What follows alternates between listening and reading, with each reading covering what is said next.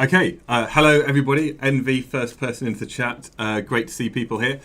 So in this stream I'm going to be going through OCR Specification A and all the content that could come up potentially in Physics Paper 2, which is Exploring Physics.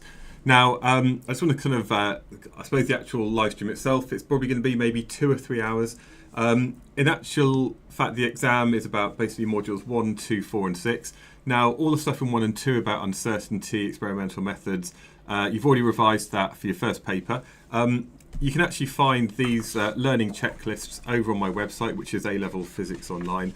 And basically, you can just download these and kind of tick off things as we're going through it. But I'm going to basically run through these, cover some of the main points in stream as we go on. So I've got the stuff that kind of tends to be covered in Year 12 AS level, and then we've got the stuff that you've covered recently about particles, medical physics, and so on. Now, if you want to download these, you can go to this website, alevelphysicsonline.com. Please tell me you've been there at some point over the course of your A-levels. If you go to the OCR A page, you can find all of these checklists. And also, if there's anything that I haven't covered in enough detail in this live stream, you can select it. So say, for example, you want to find out more about medical imaging, you can click on that link and it will then take you to these videos. So if you want to know more about the different ways that X-rays interact, you want to find out more about a gamma camera, all of my kind of pre-recorded videos are on here. So there's everything that kind of comes up in the specification. So you can see how this is related to hopefully what you've been revising for OCR A at the moment. So say, for example, you want to find out more about a gamma camera, you can find there's the kind of pre-recorded thing here. It's probably got a bit more Lego in it than I'm going to be using in the stream at the moment. The internet's just a little bit slow at the moment. But yeah, basically, this is my video I made a couple of years ago about the gamma camera. Kind of here we've got the kind of the light guides, I suppose, that go take the photons up to the scintillator. So there's basically loads of information here that can help you prepare for your exams. Now, the other thing I must mention is that yesterday on YouTube I put out something asking which topics people would like help with. This is very much thanks to Addy, who emailed me. But basically, this is what people have said they need more help with. So we're going to cover these probably in the second hour. We're going to look at nuclear electromagnetism, medical electromagnetism, electric field magnetism. I think EM, electromagnetic fields, that's the stuff that people find a little bit difficult. We're going to cover some of the potential experiments that could come up, but I would say if it's similar to paper 1, which I know a lot of people had a tough time with, there still might be some nice experiments or experimental questions about the practical experiments you will have already done in school. A bit about waves and capacitance, binding energy, fusion and fission, standing waves, electricity, capacitance, electromagnetism. Basically, all of that stuff there is stuff that's going to be covered. Now, I'm going to be doing this very much in the order that things come up in the specification. The stuff in electricity is stuff that I guess a lot of you will already have covered multiple times. But I would say personally, I didn't really like electricity that much when I was at school, when I was at your age, and I found that basically I just learnt the equations and I put numbers in and somehow the right answer would come out. So yeah, so when he says, guys, use Uplearn, my entire class got an A or an A star, says NV. I think I am also the voice of Uplearn. Uplearn have got my videos for the OCR platform, and so if you're using Uplearn, I guess you're also using my videos that I've made. So Uplearn I think is really good. It's quite expensive, but I also suspect in the last kind of 2 or 3 days before your exams, you probably don't have enough time to go and do all of Uplearn. But if you're in Year 12, it's definitely worth considering. But yeah, Uplearn use a lot of my videos anyway, so I do fully support that. And also, everybody else in the chat, don't worry so much about paper 1. I mean, it's happened. I know it was difficult. I think it was harder than many of the other OCR papers, maybe just the way that the questions were phrased. And I think that, yeah. Right, let's begin, shall we? So, electric current is the rate of flow of charge. So the current, it's not just in wires where you have electrons, you also have the flow of any kind of charged particle. Now, by convention, it goes positive to negative. but actually in a wire in the circuit, the electrons go from the negative end, they're repelled from that and they're attracted towards the positive end. And basically you just need to know that electric current is the rate of flow of charge, and of course this is measured in coulombs. I'm just going to put my units in a square bracket. We also have the elementary charge is 1.6 times 10 to the minus 19 coulombs. So that's the elementary charge. And if you're looking at maybe something like an electron, that would be minus 1.6 times 10 to the minus 19. But of course, you know that there's nothing here that is particularly surprising. This is very much GCSE level knowledge. The net charge on a particle of an object is quantized in a multiple of E. Yeah, so basically every time you have a fully formed particle, then it will have a charge of maybe plus E minus E plus 2E minus 2E, unless of course we're looking at quarks, which we'll look at later on. But I guess a quark doesn't exist on its own, and obviously they've got charges of plus 2/3 or minus 1/3. By the way, thank you to Perks for the donation all the way from Sydney, Australia. Thanks so much. It's great to know that people are watching this all around the world, and hope something here is going to be useful for you. Even if you might not be doing OCR-A, a lot of the physics is all the same. Right, of course we've got current is a movement of electrons in metals and a movement of ions in electrolytes. That's all good. Conventional current and electron flow. I think this is probably most important. The time this really matters when we're looking at conventional current is when we're using Fleming's left-hand rule to work out which way the force might be on a wire. Because although we often have conventional current going from positive to negative, the electrons are actually going in the opposite direction. So the electrons are going this way, even though conventional current is this way. And that becomes really, really important when later on we're going to be looking at maybe the charged particles moving in a magnetic field. And if you've got electrons moving in a magnetic field, if the electron is moving this way, then the conventional current would be pointing in the direction. Hopefully that kind of makes sense. I'm just going to like that comment from Perks. Thanks so much. So I would say use the left-hand rule for F equals B QV later on, wall facer. Right. Kirchhoff's first law, conservation of charge. So basically there are two Kirchhoff's laws. I'm going to put them down as Ki, and I guess later on we're going to be looking at Kirchhoff's second, so I'm going to call that Kii. Okay, so Kirchhoff's first, Kirchhoff's second. Kirchhoff's first law, because it's like the 1 or the I looks like this, basically what we can say is the sum of the currents into a junction is equal to the sum of the currents out.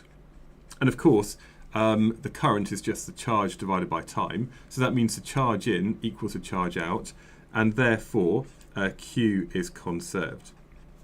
So we've got the conservation of charge. That's a really important thing, comes up all the time in chemistry and our nuclear reactions. We then have something about the mean drift velocity of charge carriers. This is something that AQA people, EdXL people, they don't care about. They don't learn this. This is like an OCR thing. So if anybody is watching this doing AQA physics, I will be doing another live stream Saturday at 12 o'clock-ish, where I'm going to be covering the stuff specific to AQA. And basically the current is equal to ANEV, okay? Where N is basically the number density of charge carriers, the amount of charges per unit volume that can transfer that charge. So this one over here is basically about the number density of charge carriers, and what we find is that V is often very small. Because in a circuit, even though there might be quite a big current, the actual speed at which those electrons are moving around, they're drifting around, is actually quite small. So they might be moving quite quickly, but as they're moving quickly, they're kind of drifting towards that positive end of that wire. Okay, then we've got the distinction between conductors, semiconductors, and insulators. Well, basically, conductors and insulators are going to have a fixed value of N. So this is going to be fixed if you've got a conductor or an insulator. But if you've got something which is maybe a semiconductor, then the value of N can change. So the semiconductors tend to be things very simply. We've got like a thermistor and we've got an LDR. Okay, so for these, the value of N changes depending on the external conditions, if that's temperature, which releases more charge carriers, or the light intensity, which releases more or liberates more of these. If mean drift velocity is small, Jamie, then how is electricity almost instantaneous? I've got something to explain that.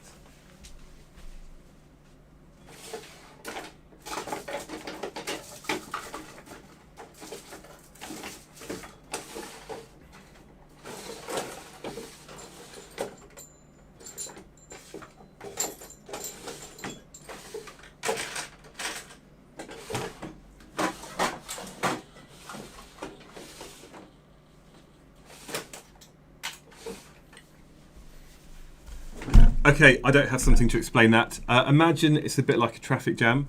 So if you've got a traffic jam, or let's imagine there's a, do you know what, I've got some, I wasn't going to do too much Lego, but I've got some Lego here and this can kind of help it. So basically, imagine we've got a load of people who are moving along in the same direction in a queue, okay? Now the queue might be quite slow and people might only move very slowly through this, but basically one person can join, the whole queue moves along almost instantaneously, and then another person comes out the other end. Now, if we were to look at the speed of any particular person in that queue, it might be quite low, but actually what we see is as soon as one person joins the end of that, another person immediately steps out of the other end. And it's a bit like kind of cars joining into a traffic jam or something like that. Even though each individual car might be moving quite slowly, as soon as you put one thing in at one end, something else comes out the other. And that's really what happens with an electric circuit. Effectively, when you make that connection, one electron can go into this part and another electron can move out the other end, and that's what's transferring that charge. So we have this instant transmission of electricity, effectively, but the individual electrons don't actually move very quickly along. It's not like it has to carry the charge or the energy from where it started to where it ends. Basically, everything just moves along one. And yes, I will be going through capacitors as well later on. Does that help for that? Okay, then we've got something about energy, power and resistance. Circuit symbols and circuit diagrams using these symbols, that is just GCSE level. I don't think there's anything more complicated. The ones that people forget tend to be a fuse, and also you have a heater. So this one over here is a fuse, this is a heater. Apart from that, most of the questions, even the really tricky ones, use standard things, and it's basically the way that they're arranged. If it's resistors or light bulbs or set up as a potential divider circuit, the actual circuit symbols are easy, but it's actually the way that they're kind of put together is the difficulty. Okay, potential difference, the unit volt. We've got EMF and we've got the difference between EMF and PD. Now, so they use kind of lowercase. I've tended to use capitals, but basically, I would say if you've got the simplest possible circuit, what we have is we have the EMF of the supply, and then we have the potential difference across that component. And the difference, I mean, they're both measured in the volt, okay? And the volt is the charge transferred per the volt is equal to the energy transferred per unit charge, but here we're looking at the energy transferred into the circuit, and here we're looking at the energy transferred out of the circuit. So they're kind of similar, but they're not exactly the same. Okay, but we've got EMF of the supply, PD across that component. And it's about the energy transfer into the circuit, energy transfer out of the circuit. I think that's probably the simplest way to think about it. And then, of course, we've got energy transfer. This one over here, W equals VQ. I think it's better to say that the potential difference V is equal to the work done or the energy transferred per unit charge. And the other one they've got here, they've used the symbol epsilon to be the EMF. And again, that's also the energy transferred or the work done per unit charge. But this is basically into that circuit, and that's the energy transferred out. Hopefully that makes sense. Would I use V equals IR? Right. Sorry, I'm just going to delete some people from the chat. Okay, so I am, by the way, reading your messages. That's why occasionally I might pause for a little while. I think we've done the first page. We're doing good. We could be done in a couple of hours.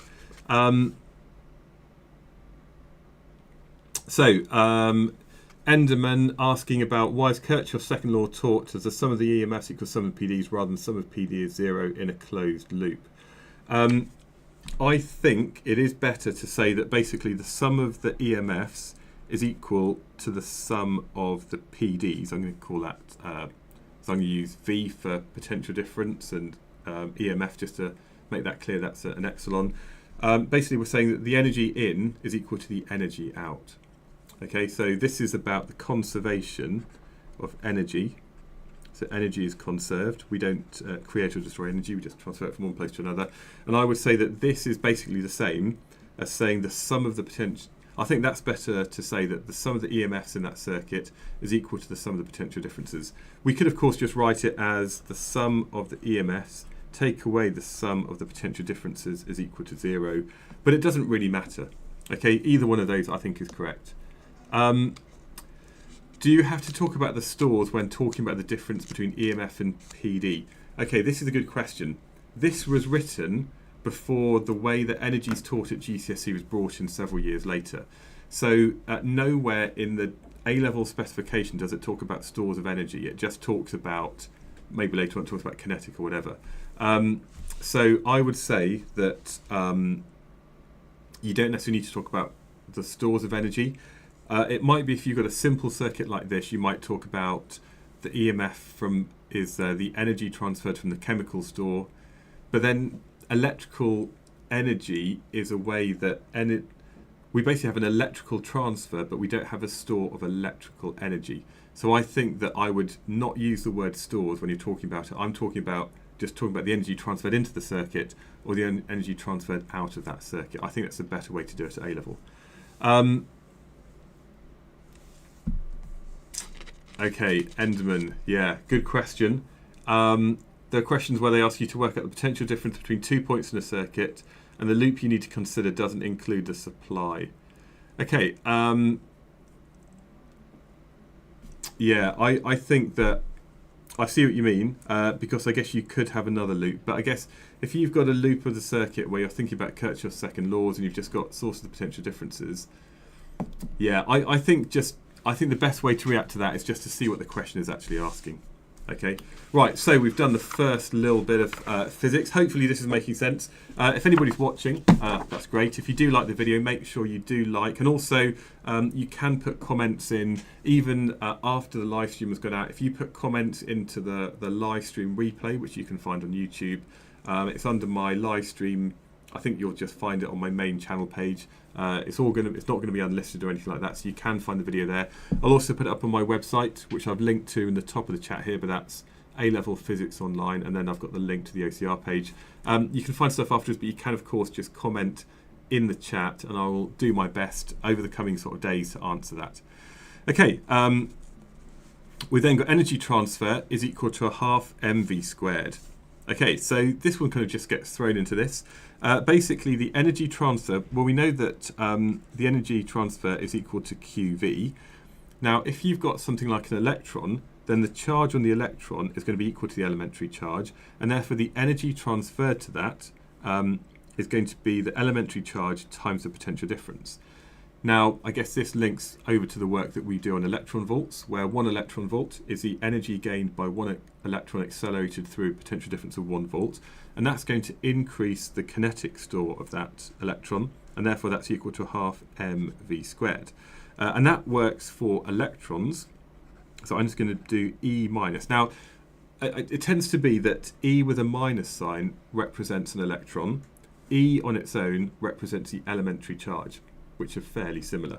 But of course, you could have any charged particle, and if you know the charge in that particle Q, then QV is going to be equal to a half mv squared. Say, for example, we're accelerating alpha particles or maybe protons or something like that.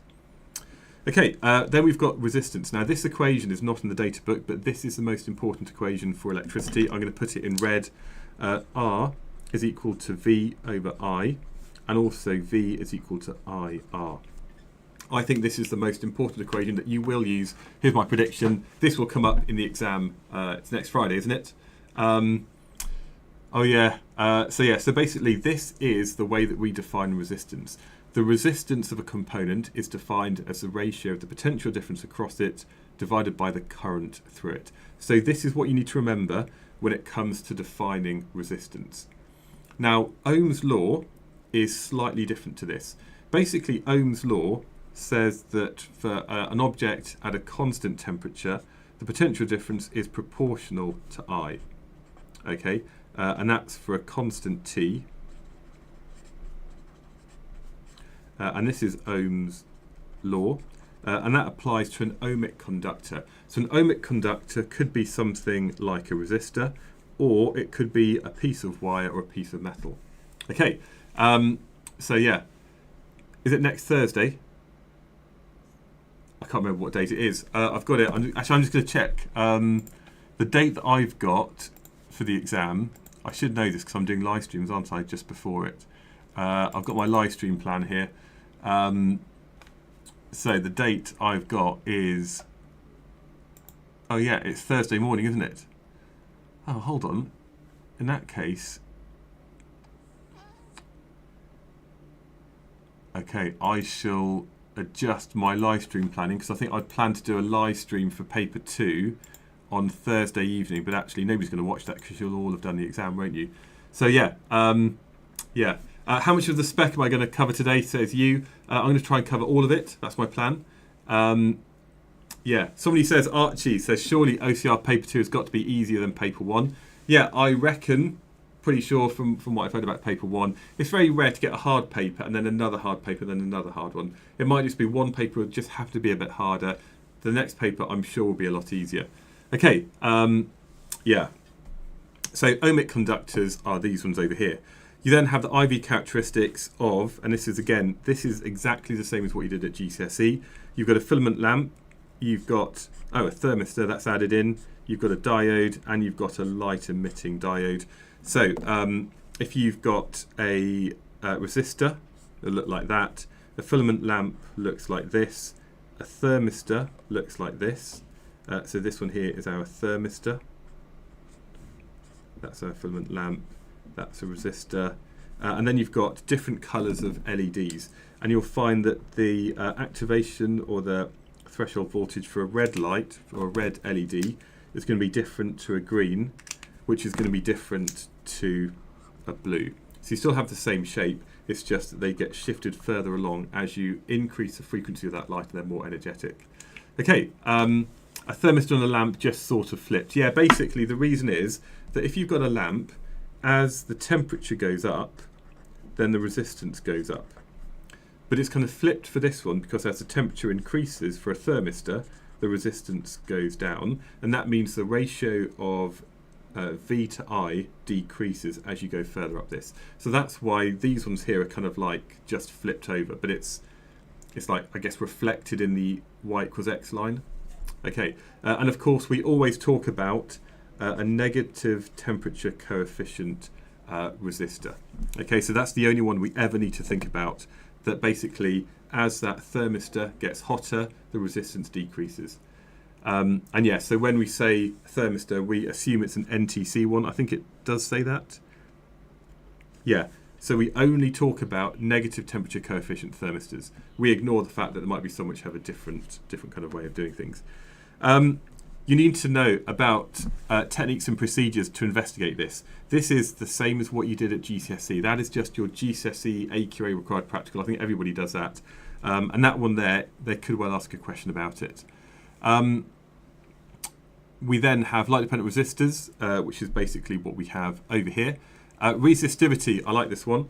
So the resistance of the material is equal to rho L over A, or the resistivity is equal to RA over L. They could well ask you a question about how you'd actually do that. But basically, if you want to work out the resistivity of something, you need to know its resistance at different lengths. And also you need to be able to work out the cross-sectional area of that piece of wire. And that wire, again, you always measure, and this is something I talked about yesterday. If you've got a wire, so here's maybe a piece of copper wire or constantin, if you're going to work out the area, then you need to measure the diameter in at least 3 different places. That means you know that it's actually a circular cross-section, and then once you know that, you can then use the equation that says A is equal to pi d squared over 4. And of course, you're going to be thinking about the instruments you're using, like a micrometer or a caliper, and that's basically going to kind of give you the lowest uncertainty by taking repeated readings to take a mean result. You can spot any anomalies, and resistivity is just a material property. Now, I think basically we use the symbol ρ to represent density, and we use ρ to represent the resistivity. It's just a material property. And the way I think about it is, if you had a cube of material that had sides of 1 meter, then the cross-sectional area would be 1 meter squared and the length would be 1 meter. Now the resistivity is, imagine this is connected up into a circuit like some massive resistor. The resistivity would be equal to the resistance of this 1 meter cube, because it's got a big surface area, it's got a short length, and therefore we'd have a very, very low resistance. And often when it comes to looking at resistivity, the numbers often ended up being sort of like 10 to the minus 7, 10 to the minus 8. So the value of resistivity is quite low, because it's effectively the resistance of a unit cube of that material, and it's just a material property. Yeah, will this video be available later in a pra? Yes, it will be. It'll just be on YouTube later on. Okay, so we've got that. Techniques and procedures used to measure this. They can ask you a question, or they could well ask you a question about that. The variation of resistivity of metals and semiconductors with temperature. So I would say for this one, in terms of resistance and temperature, what we tend to find is for lots of things, as the temperature goes up, the resistance increases. There might also be a point actually at really low temperatures where that resistance kind of drops off, and that's where we get into like superconductivity. But that's something that isn't necessarily mentioned here, but it might be the kind of thing they introduce in an application style question. So that's if you've got something like wire. If you've got a thermistor, then the resistance goes down as you increase the temperature. Or if you have a light dependent resistor, then again the temperature, if you have a light dependent resistor, the resistance goes down as you increase the light intensity. Okay, and that's what we talk about here, where we have this negative temperature coefficient thermistor, and how that reacts.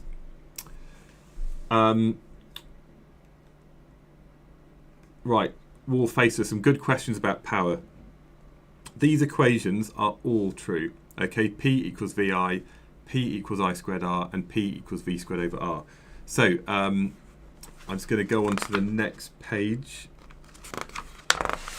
So yeah, so basically when it comes to working out electrical power, we know that it's equal to the energy transferred per unit time, or which is equal to the work done per unit time. So we know those equations, and we know P is equal to VI, which equals I squared R, which equals V squared over R.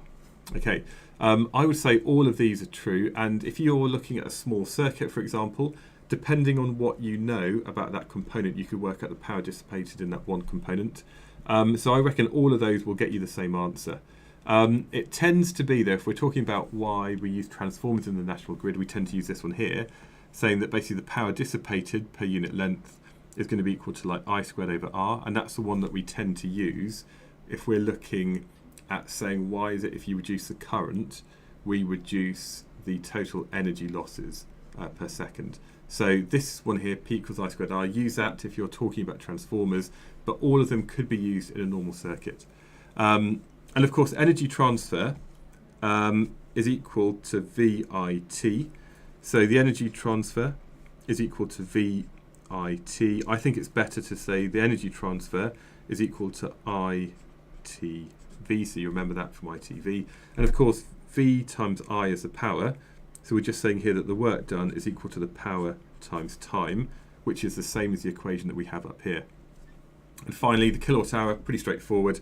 A kilowatt hour is basically the power multiplied by the time, and we know the power multiplied by the time is equal to the energy transferred. But it just happens to be that this is a more appropriate unit when it comes to looking at household electricity. Okay, hopefully that's all good. Again, there are so many things here. A lot of these you just know. It's the same thing you've done at GCSE, but it's applied in a more difficult situation at A level. So Kirchhoff's second law, the conservation of energy. So Kirchhoff's second law, as I said previously, basically says that the sum of the EMFs around any closed loop is going to be equal to the sum of the potential differences in that closed loop. We can apply that to electrical circuits. We've got the total resistance of 2 or more resistors in series. So the total is equal to R1 plus R2 plus so on. And then you've got the total resistance of 2 or more resistors in parallel. 1 over RT is equal to 1 over R1 plus 1 over R2. And you do that for how many resistors you have. However, I would say that if you're watching this, somebody else watching this will make a mistake in the exam. Because if you had resistors in parallel, and if there's multiple, people forget to do 1 over RT at the end. So say, for example, R1 was equal to 2, and R2 was equal to 4. What a lot of people would do, they'd say, well, okay, that's going to be the total resistance of these two things is going to be equal to 1 divided by 2 plus 1 divided by 4, and that's equal to 0.75. What you haven't done then is taken the reciprocal of it, and that would therefore be 1.33. Okay, so yeah, that's something to really watch. It's so easy to forget to take the reciprocal of that answer when you're looking at resistors in parallel. Okay, and of course I've also got video. This is something that I should say I do have. I've got a link to this underneath the live stream on YouTube in the description. This is my derivation book. I've got some derivations here. If you want to find out, if you're OCR people, this is how to derive the I-nave equation for the drift velocity of electrons. I've got some other ones here to do with electrical circuits. So if you want to derive, well, we're talking about this, and I think other people there are talking about stuff. Yeah, there's stuff here about linking these two equations to get these equations about power.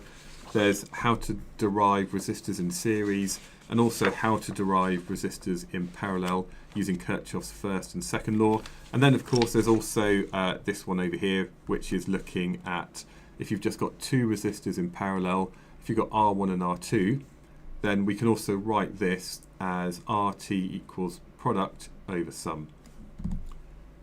And Jamie, the reason that the combined resistance is smaller than the lowest resistance is because basically there's more paths.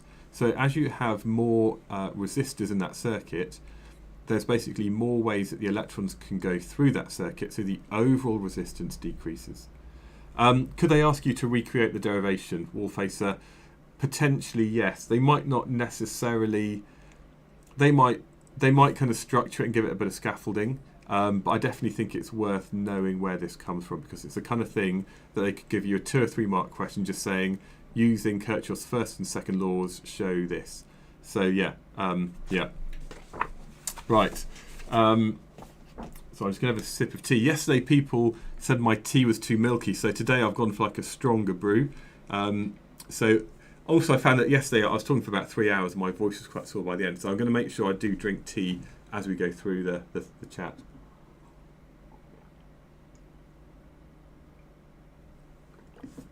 Okay, right, it's going to pour a bit more.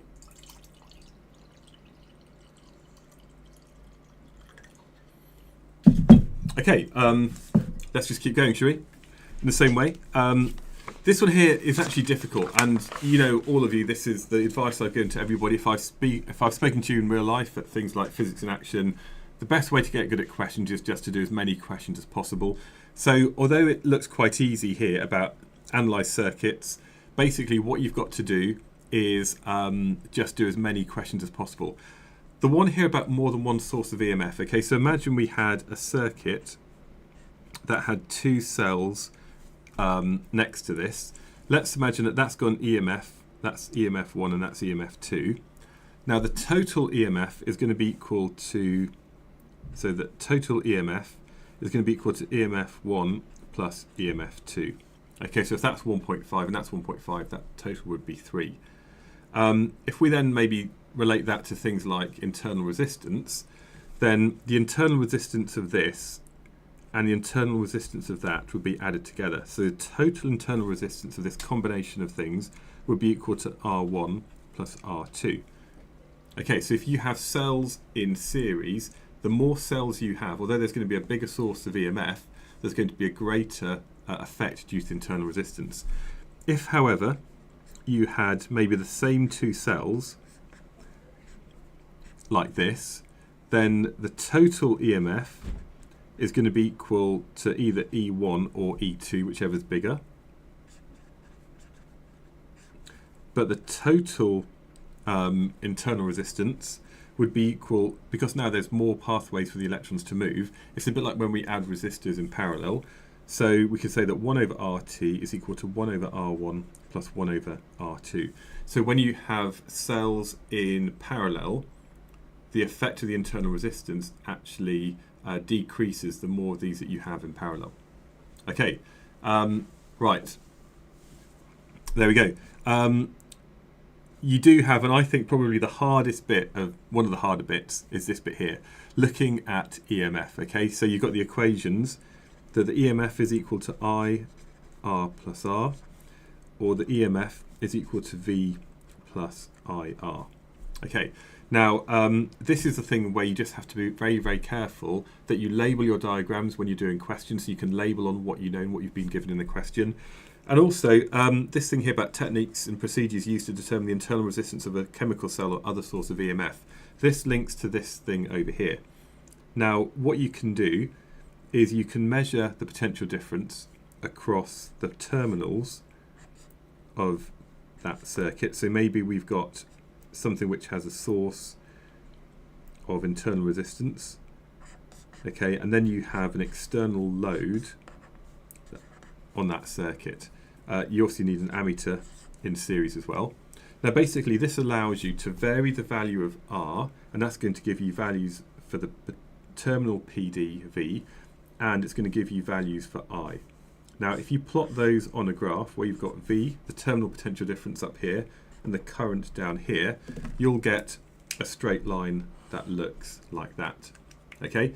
And I would say that something like this is something that, again, could come up about how could you determine the EMF of a cell in the lab. You'd get something like this. Now, looking at this graph over here, on the y-axis we've got V, on the x-axis we've got I. So we could rewrite that as V is equal to, well, V is going to be equal to the EMF, sorry, V is going to be equal to minus Ri plus epsilon. Okay, so V is what's on the y-axis, I is on the x-axis, and that means minus R is equal to the gradient. So the gradient is equal to minus R, and the intercept is equal to the EMF. So basically, you won't get any value for the terminal potential difference when there's no current flowing. So you'd only get data that looks like this.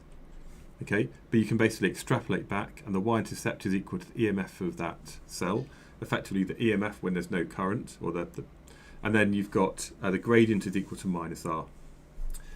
Can use variable EMF supply to change the direction of the current as we decrease the EMF until it crosses zero. Good question. No, you can't. That's a good question. Yeah, so basically, if you reduce the current to zero, then I suppose, I mean, you might get a reading. You'd have to basically assume that the voltmeter has infinite resistance, therefore there'd be no current flowing, and that'd be reading the terminal PD. But you can't really change the direction of the current. Instead, what you do is you just have a variable resistor in there that's external load, and as you change that, it changes these two things. Okay, is that right? Okay.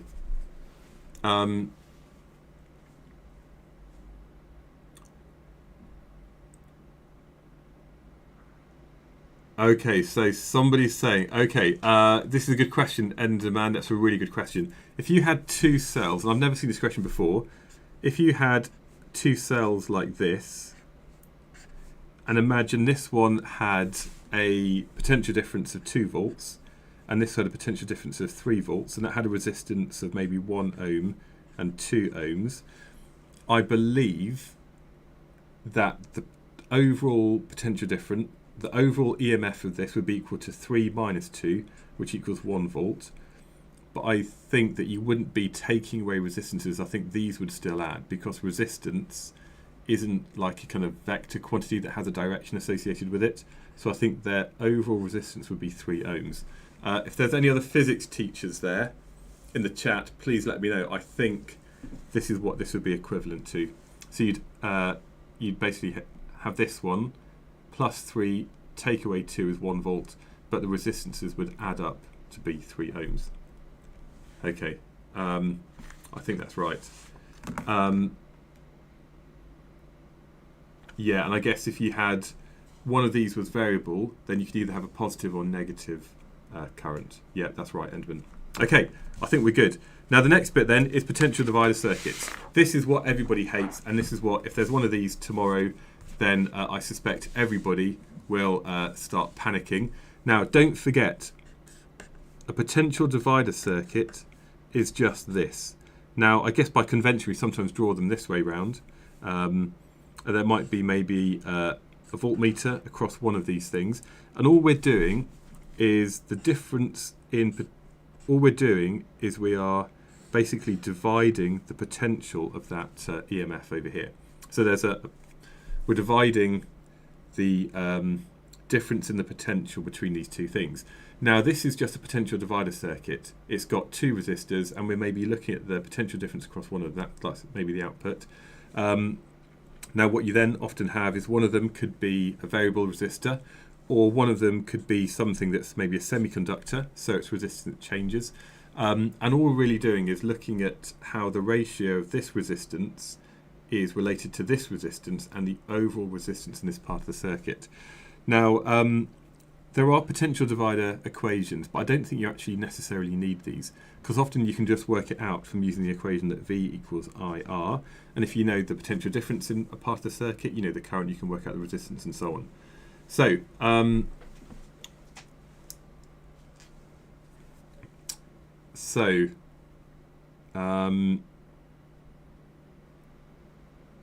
yeah, I think that's it really. There are potential divider equations, but I think these can be a bit tricky because you don't necessarily know which is R1, which is R2, V in and V out. Okay, so I would say that when you come to a question like this, you don't actually have to know this equation. You can just kind of work it out from first principles. The most important thing is, though, is I think this one over here, that say this was component 1 and component 2, we know that the potential difference across component 1 divided by the potential difference across component 2 is going to be equal to R1 over R2. Effectively, if it's got a bigger resistance, it's going to take a greater share of that potential difference. Okay, hopefully that's all right. Yeah, and then the rest of it is just a case of you doing questions. So you've basically got 3 or 4 days. Actually, you've got about a week, haven't you? You've got a whole week to just do as many electrical questions as possible. Right, so that's the stuff on electricity. Now we're going to look at waves. So, hope everybody at the moment is doing all right. I'm afraid I can't answer every single question in the chat. I see there's quite a lot going through. I think somebody asking about... yeah, I'd say that we're doing OCR A at the moment. This will all be, you can find it on YouTube afterwards. I'll put a link for my website as well. I'm going to be doing AQA Physics on Saturday at about midday as well, so I'm going to be doing some stuff then. Can this help Year 1 physics students? Absolutely it can. Everything I've done so far in the whole stream, and you can obviously watch it on catch up, is all stuff that could come up in your Year 12 exams if you haven't already done them. So at the moment, for the first part of this, it's all kind of Year 1 stuff. Okay, waves. I'm not going to write out loads here. You've got progressive waves which transfer energy. There's longitudinal, things like sound and ultrasound. Transverse waves like electromagnetic. You need to know all of these words here, what they all mean. Okay, and I think I did this yesterday as well, but I think it's good to show the distinction between 2 different sorts of graphs. Okay, now both of these have the displacement on the y-axis. One of them might have something that looks like this, and the other one might have something that looks like that. Now the difference is that if you have time on the x-axis, or you have the distance, which I'm just going to call s, the distance along that wave, this is like basically, this is the displacement of one particular particle or one point on that wave and how that changes with time. And that means the time from a peak to a peak is going to be equal to the time period of that wave. And if you want to work out the frequency, that's just going to be equal to 1 over the time period. And this is the kind of thing that you might see on an oscilloscope. This other thing here, the distance, because we've got distance now on the x-axis, the distance from a peak to a peak or a trough to a trough is equal to the wavelength. Okay, and these graphs, they look similar, and they can also apply. Sorry, my printer's just making some noises.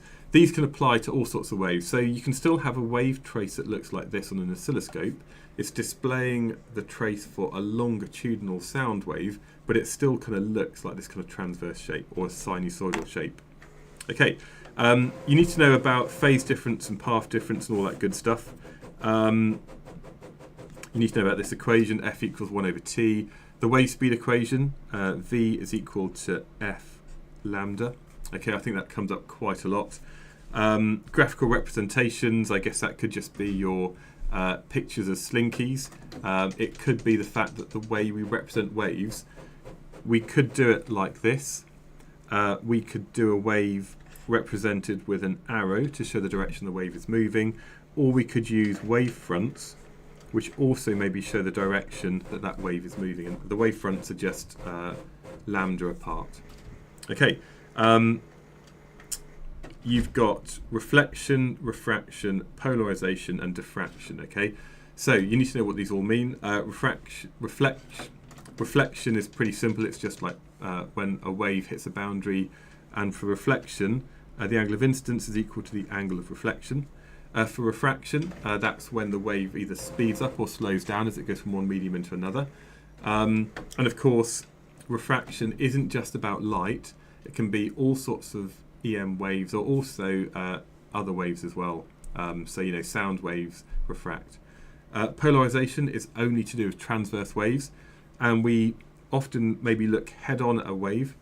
And if we think about that wave, which is basically going up and down like this, going towards the camera there, it might oscillate up and down, or it might oscillate side to side, or it could oscillate in any plane. And this is what we call just like a normal wave. However, that polarized wave, if you put it through a kind of filter, it filters out all of the oscillations apart from in one plane. So this is our plane polarized wave. So these are just some graphical ways to actually represent that. Do you need to know about compressions and rarefactions coming up? Jamie, yes you do. So looking at longitudinal waves, again another way to represent them, because we often think about like air particles.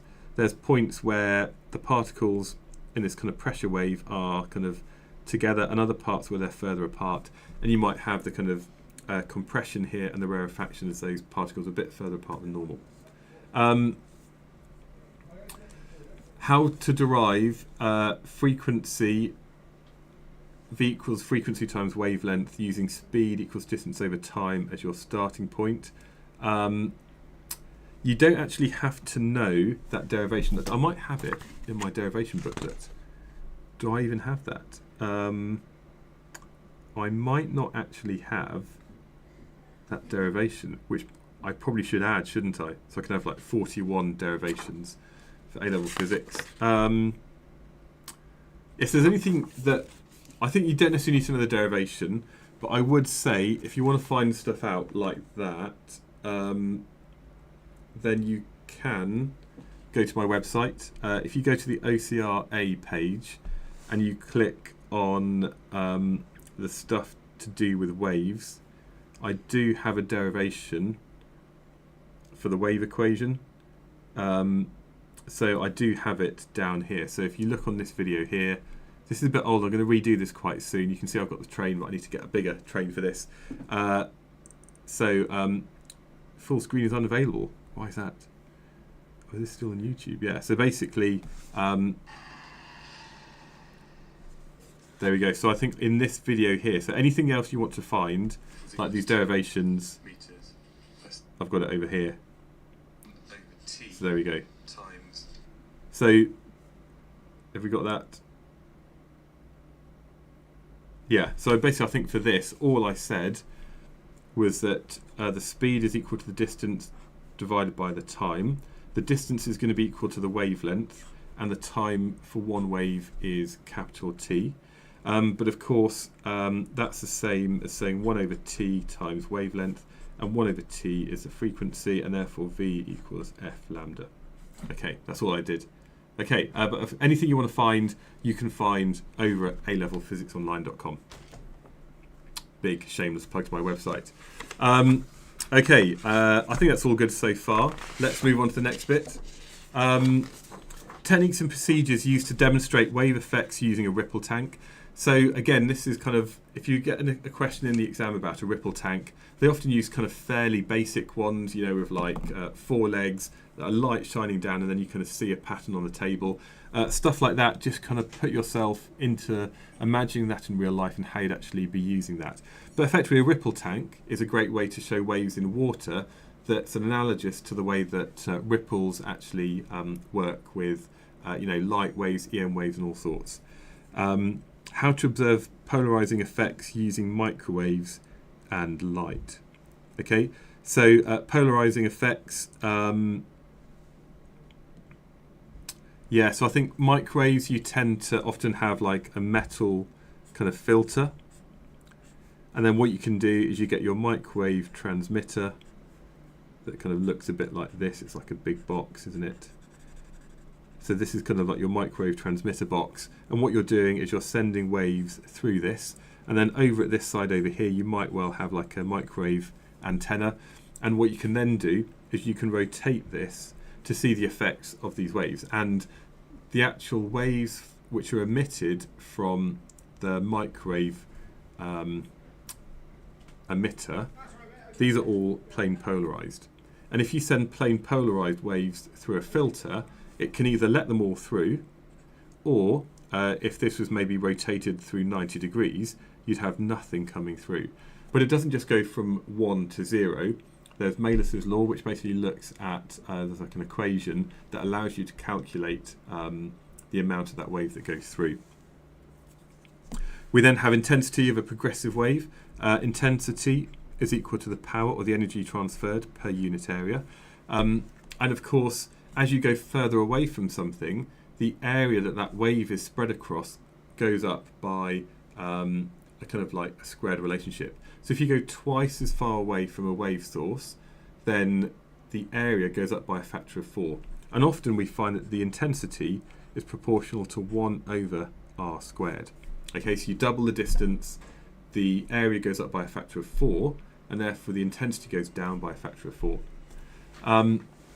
Yeah, hopefully that's all right. So I'm just looking at catching up in the comments.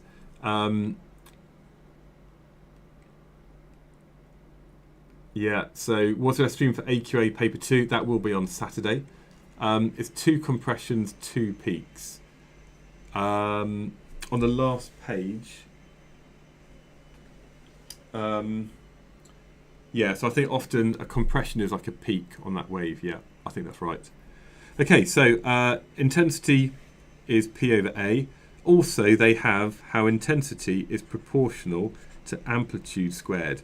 But here, the A is area, and here the A is amplitude. And that's why, even though context is important, sometimes it can be a bit confusing. I guess they spelled it out like this.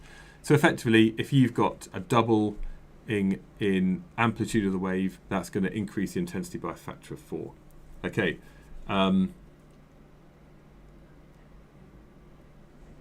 Okay. Yeah, Enderman asking about a previous thing about equivalent EMFs.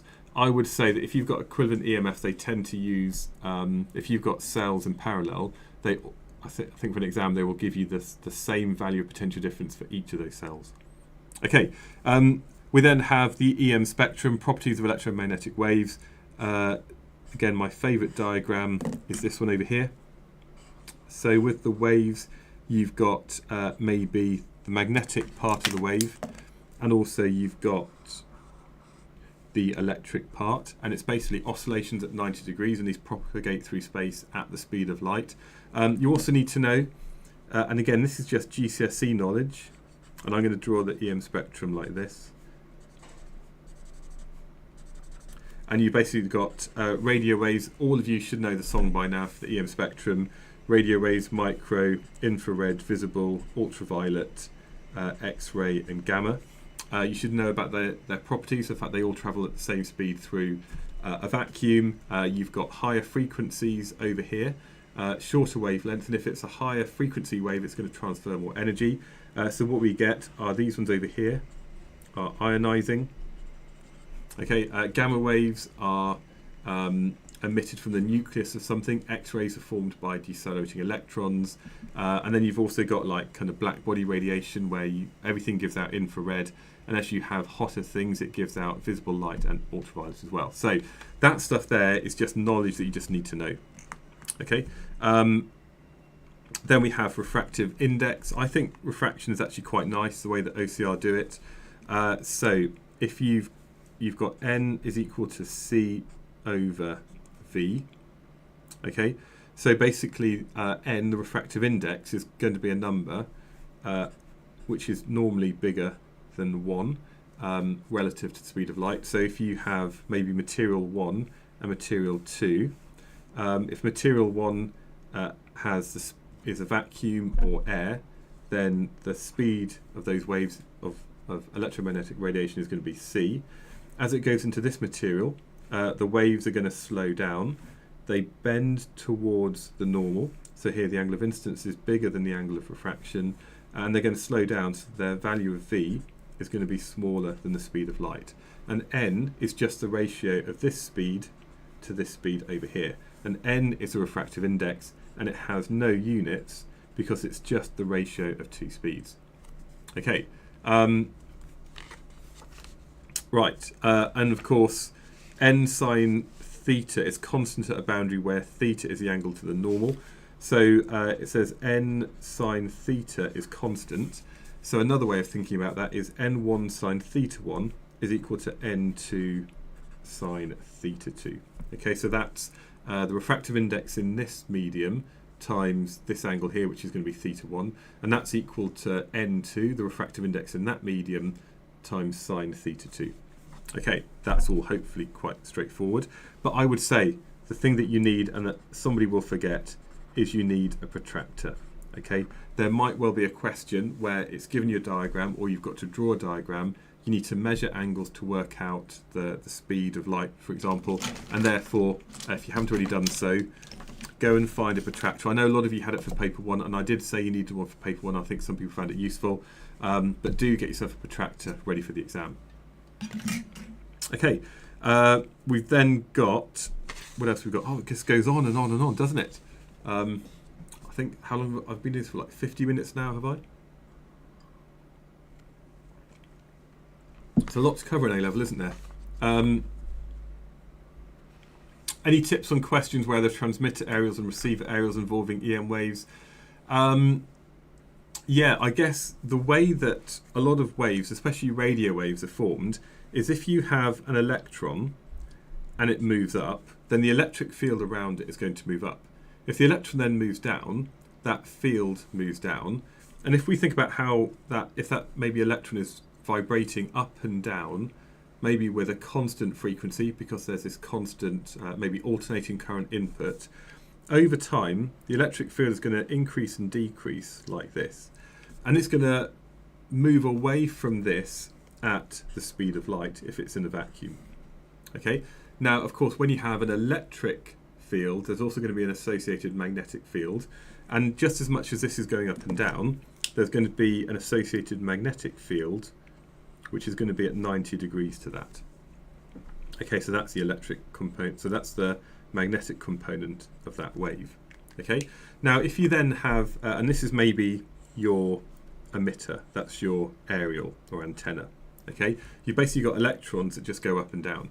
Now, if you just had a piece of metal over here, it's got electrons in it. But as this wave comes along, then there's going to be an electric field that causes the electron here to move up or move down. And basically, this one here moves up and down, and it causes other electrons nearby, especially if it's the antenna, the transmitting antenna and the receiving antenna, or aerial, are aligned in the same direction. This one here is going to start moving up and down as well. So basically, this is like your antenna, which is emitting a radio wave, or it could be a microwave if you've got your microwave transmitter at school. And if you've got your receiver orientated in the same direction, that's going to oscillate up and down as well. So basically, that's emitting a signal, and then the radio might pick it up. And if you know how much the electron's moving up and down, we can then send that into some electrical componentry, and then we can take this AC input and then produce a sound wave from it. So basically, that's the way that radios work. And I guess if you had this thing here orientated at 90 degrees, so maybe you just had it end on, then there's not really much space for the electrons to move up and down, and that means you won't really receive a signal. So you basically need to have the emitter and the receiver in the same plane to get maximum, but as you go down to 0, there's less space for the electrons to move up and down, so you get less of a signal being received. Okay, is that all right? Okay. The next bit is about how you can use ray boxes, transparent, rectangular and semicircular blocks. That is just your GCSE practical. You put it on a piece of paper in a darkened room, you send a ray of light through it, you mark it with a pencil and so on. Critical angle. Okay, so if you have maybe this medium over here and this medium here, where this one is maybe optically more dense, or it's got maybe here the speed of light is c and here the speed of light is n. If you send a ray of light at the critical angle, C, then the angle of refraction is going to be equal to 90 degrees, and therefore all of that light, or whichever kind of wave it is, will travel along the boundary. If, however, the angle of incidence is bigger than C, then we get total internal reflection. So here, if the angle of incidence is bigger than C, we get total internal reflection. Okay, and of course we know that sine C is equal to 1 over n. Okay, all that good stuff there about total internal reflection. Sounds easy, but again, you just got to do as many questions to see how it comes up in exam questions. Superposition of waves, basically you have one wave, you add it to another wave, and then we get a bigger wave. Or if you superpose them and they're like that, that equals nothing. So we can basically get constructive or maximum constructive interference, maximum destructive interference. Okay,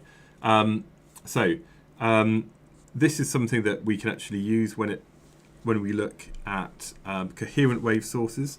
So you've got to know what the word coherent means. So a coherent wave is going to be one that, well, if you've got two coherent waves, then they have a similar amplitude, but they've got a constant phase difference, and that can only happen if they've got the same frequency, okay, or the same wavelength. So that's where we have coherent waves, and they're the ones that we tend to look at, and that's why we often use lasers quite a lot of the time. You need to know about the difference between path difference and phase difference. Okay, now path difference, so these here are the two sorts of difference you need to know about. Path difference, because it's the path that a wave has travelled, it's going to have the units of meters, whereas phase difference will have the units of degrees or radians. Okay, now this is what I did yesterday when the live stream stopped, when I did something similar for EdXL. Basically, imagine you've got a wave that kind of goes like this.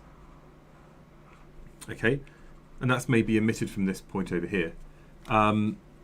If you've got another wave that maybe is coherent, so it's got a similar amplitude, similar wavelength, constant phase difference, and let's say this one is going to go to this point over here.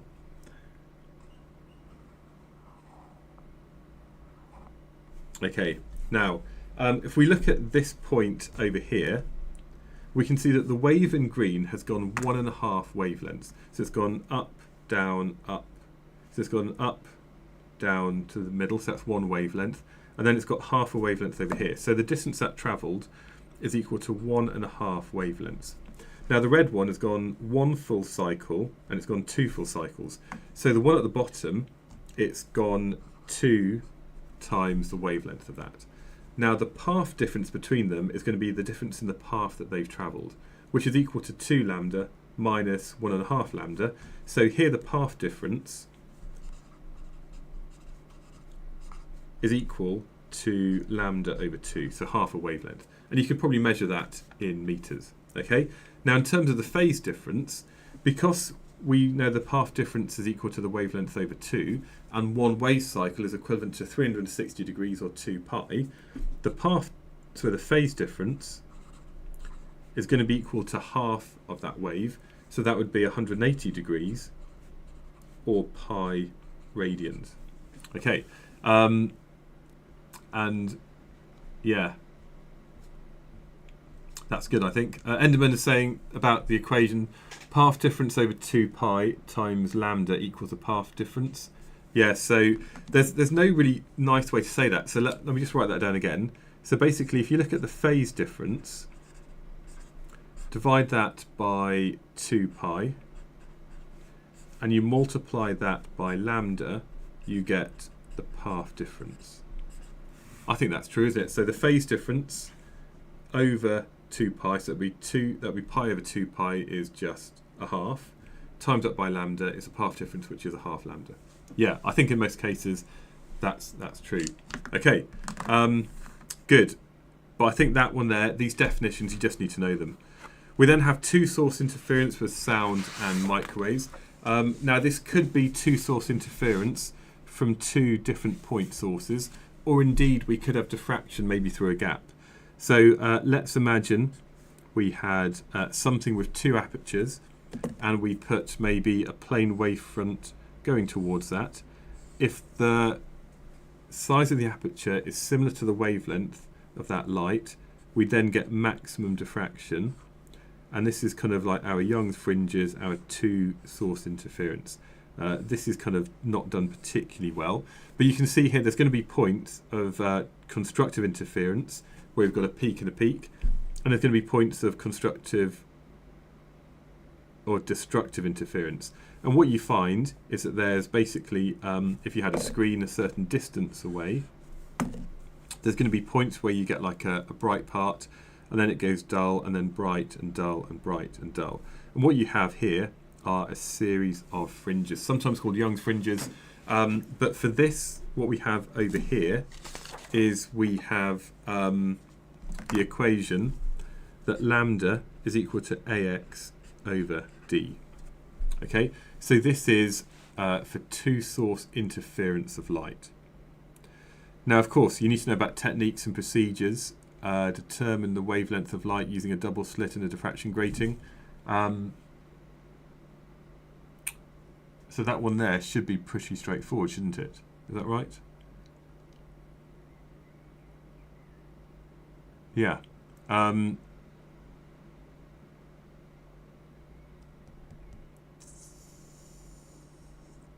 Just thinking.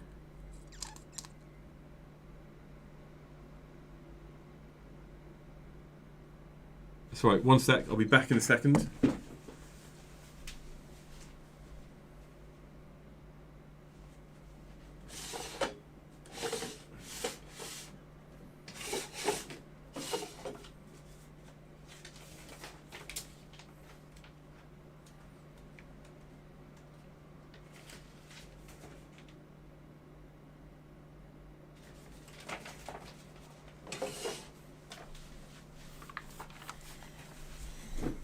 I was just thinking that this question is probably kind of quite similar to what came up in paper 1, wasn't it? Because in paper 1, it was it says describe how to determine the wavelength of monochromatic light using diffraction grating. And I guess that was related to the topic about space.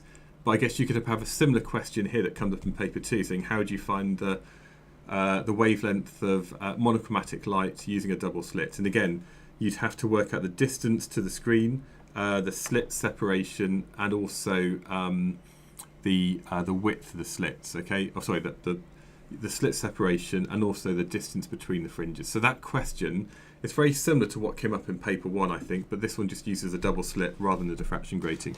But it's going to be very similar. And that's where it says here about techniques and procedures to determine the wavelength of light using a diffraction grating. Yeah, do I work in a school or college teaching A-level currently? I'm employed as a teacher 1 day a week currently, but I don't actually do any teaching. I tend to work with other teachers rather than actually having my own classes at the moment. But I have seen And also I know lots of teachers, so I have seen the OCR paper.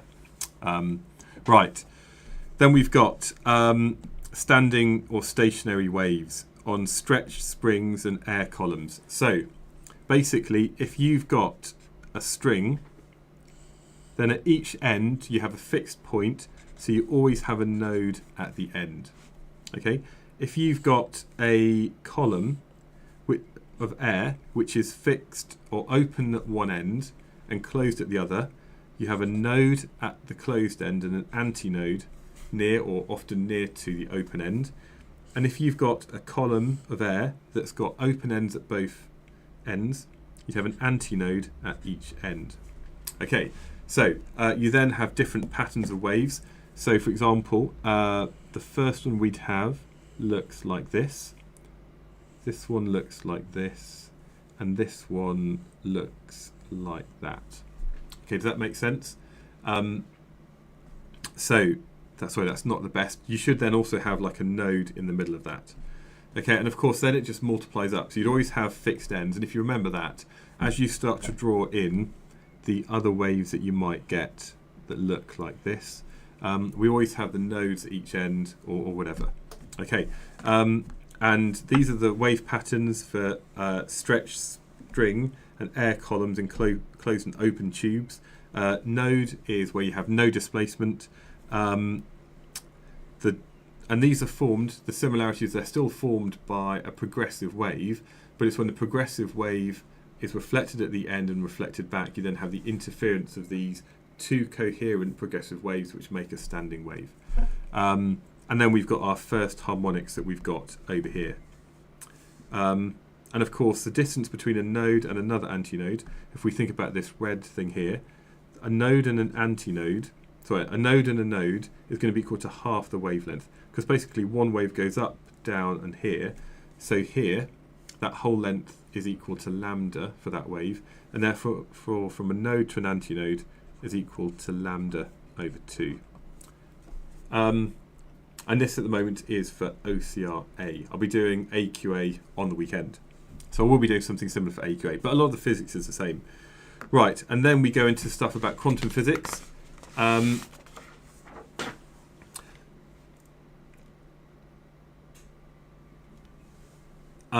Will this stay on the live stream? Yeah, so this will stay on YouTube afterwards, okay? So you'll find it on my channel, which is Physics Online. If you haven't already done so, do subscribe, because that really helps. But yeah, basically what you should find is, let's see, if you go to Physics Online and you go to my channel, you can see yesterday this is my, this is like the latest video. So if you go to videos, then you'll find the latest videos I've put out there. If you go to live, you'll find all my previous live streams. So it's got the latest ones here. Is that right? Yeah. So I've got this one over here from yesterday and this one from yesterday. This is today's live stream, but you can also see that actually, as you go back in time, I've done many live streams already this year, and also the colours change, and actually you can see that there's a bit of a spectrum of colour that goes on. So yeah. Basically, you can find all my lives on YouTube. You can find my latest videos. You can find playlists of things as well. So some good stuff there, including some videos with Z Physics for those who are fans. But yeah, there's basically lots and lots of videos on my YouTube channel. And by the way, all of you, make sure you do subscribe on YouTube. That's really important, because this is a completely free thing. And if anybody out there wants to support me, even if it's just the free support of subscribing, then you know that's an easy thing for you to do. Right. So, Young's double slit using visible light, and this gave a classical confirmation of the wavelength nature of light. So yeah, basically when you did Young's double slit experiment with visible light, white light can basically be split up, and different colours will diffract by a different amount, and therefore you see like a central white fringe, and then it kind of goes like a rainbow on each side. We then have a diffraction grating, which is similar to a double slit, but now we just have more apertures for the light to go through. And that means when you shine the light through onto the screen, there's more light going through, so you get a much brighter central part. But as there's more light here, there's going to be more destructive interference. So you get larger regions where there's destructive interference before you get the different orders on this kind of diffraction pattern. Okay, and you've got the 0th order, first and second, and so on. Okay, now, is that right? Oh no, sorry, done all that. What am I talking about? Quantum physics. Okay. So we've seen from like Young's double fringes that we do have the wave-like nature of light. That the only reason, if you shine light through a double slit or a diffraction grating, the only reason that we see that diffraction pattern is because that must behave like a wave. However, we also have the photon model of electromagnetic radiation, where the energy of that photon is equal to HF. Effectively, the higher the frequency of that wave, the higher the energy of the particle. And I think that a lot of this comes down to the photoelectric effect. I think that's probably one of the most important things. Okay, so you can either have the energy of the photon is equal to HF, or E is equal to HC over lambda, because F equals C over lambda. Okay, but I think the photoelectric effect is the most important bit. And the way that you need to think about this, or a way that you could think about it, is on the surface of a metal, you have maybe an electron. And if you've got a photon, it's a little packet of energy that comes in. So that's going to be my photon. If the energy of that photon is bigger than the energy needed by the electron to escape the surface of that metal, the electron can get to the surface, and if it's got any extra energy left over, that will then be transferred to the kinetic store of this photoelectron. Now, if the energy of the photon is too small, maybe you've just got a red photon of light. Okay, if that's not enough, so maybe this is equal to the energy of that red photon. If the energy is not big enough for the electron to absorb to get to the outer part of this atom and then can escape, then it won't be absorbed at all. And this kind of goes back to the discrete nature of energy levels that you have within an atom. Okay, so the energy of that photon is going to be equal to HF. Now, some of the energy is used to liberate that electron from the surface of that metal, and therefore we call this the work function. And any energy left over that's been absorbed by the electron goes into its kinetic energy. So we've got, how do they talk about K E max. Okay, so basically this is like the energy of the photon. That's the work function. And this is then the energy of the electron. And the important thing is that one photon transfers its energy to one electron. Okay, and therefore there's this particle-like nature of light, and the only way that we can explain the photoelectric effect is that we must have individual particles, and it's the energy of an individual particle that can be absorbed by one electron, and that allows it to escape. If we had the wave-like model, you could have high intensity, low frequency stuff, and effectively the electron would then start to gain energy over time, because if you have more intense radiation, there'd be more energy landing per second, so they could escape. But there's a certain point that you only have a certain threshold frequency of photons coming in that can actually liberate the electrons. So I would say that this part here, I'm just going to jump forward to this, is Einstein's photoelectric effect is really important. We've got the one-to-one interaction between a photon and a surface electron. You can demonstrate this using a gold leaf electroscope and a zinc plate, where basically you have a zinc plate connected to a gold leaf electroscope, and if this is all charged to the same charge, then this piece of gold leaf will be repelled from this. Now, if this is discharged, maybe this is all charged with a positive charge, and you shine something, if this is all charged with a negative charge, then the gold leaf is going to be repelled from this kind of solid bit down here. But if you shine photons onto that surface and they cause electrons to be emitted, then the total negative charge of all of this metal is going to decrease, and that means this will then move down. So you can basically decrease the charge on a charged electroscope by shining photons above a certain frequency onto a zinc plate, and it's a zinc metal that we're focused on here because zinc has a very low work function. Okay, yeah. Right, some good stuff in the chat. No questions at the moment. I hope this is kind of making sense. So the photoelectric effect is super important. You also need to know how to work out the value of H, and this is how to determine the Planck constant using different colour LEDs. And basically, you know that the energy of the photons is equal to EV, and that's equal to HC over lambda. Now, basically, this is to do with the IV graph that you have for different things. And what you'll see is there's a certain threshold voltage at which electrons that go into that diode cause photons to be emitted. Okay. Now, if you know the potential difference when the diode starts emitting light, and you already know the elementary charge on the electron, we know the speed of light is this, and we can work out the wavelength of light emitted because it's to do with the colour of that diode. We can then kind of plot this on the graph.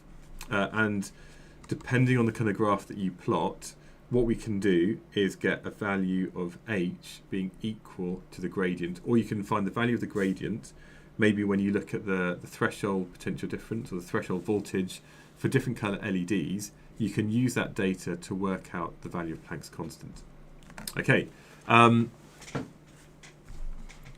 Clash King. If the slit separation is similar to the wavelength of the light, what happens?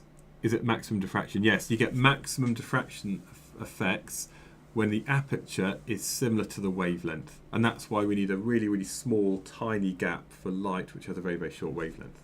Okay.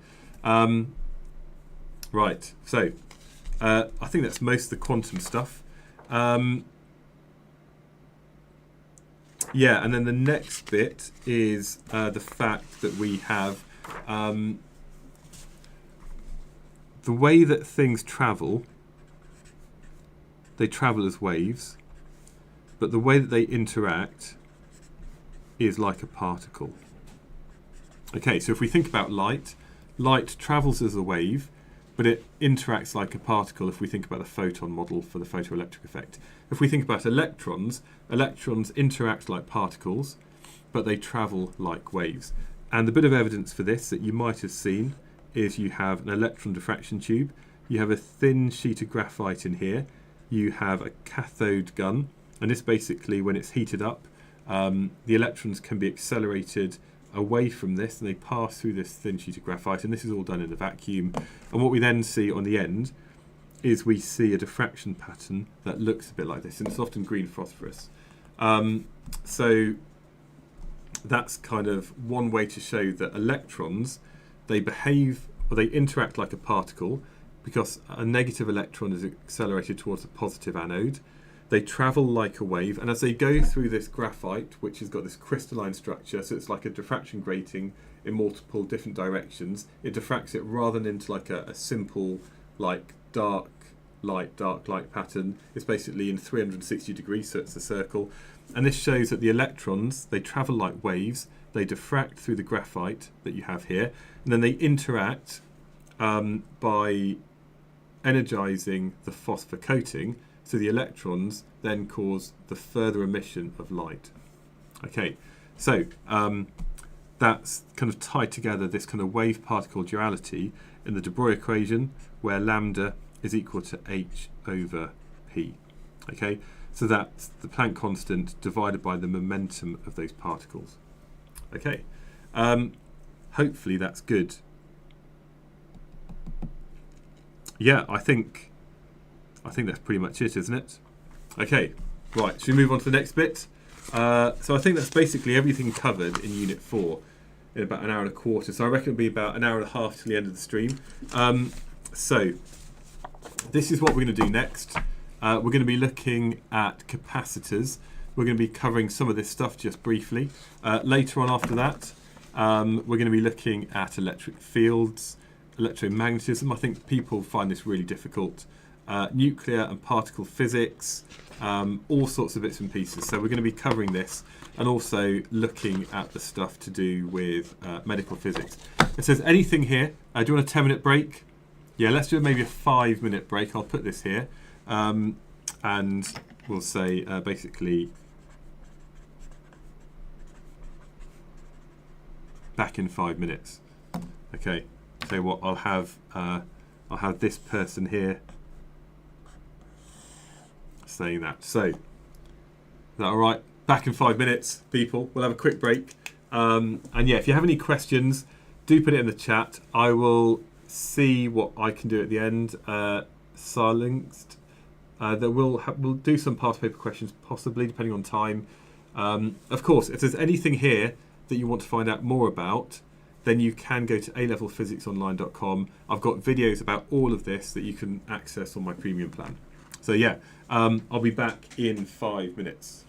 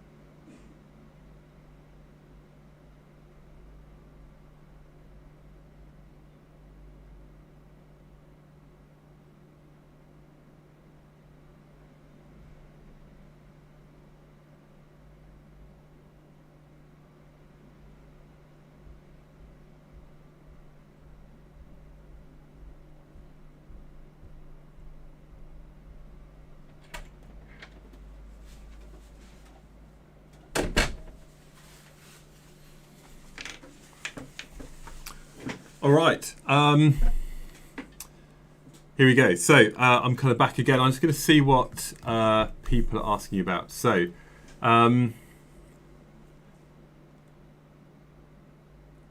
what's the table for the fundamental frequency and F naught equals 2L?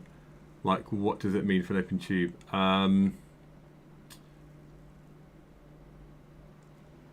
So the first harmonic is the fundamental frequency. Yeah, so I'll answer that one, I think. This is what you mean. So if you've got a tube open at both ends, then you must have an antinode and an antinode. There'll be a node in the middle. And the first one will be like this, and that means the length of the tube is equal to an antinode to an antinode, so that's going to be equal to half the wavelength. Okay, does that make sense? Does that help?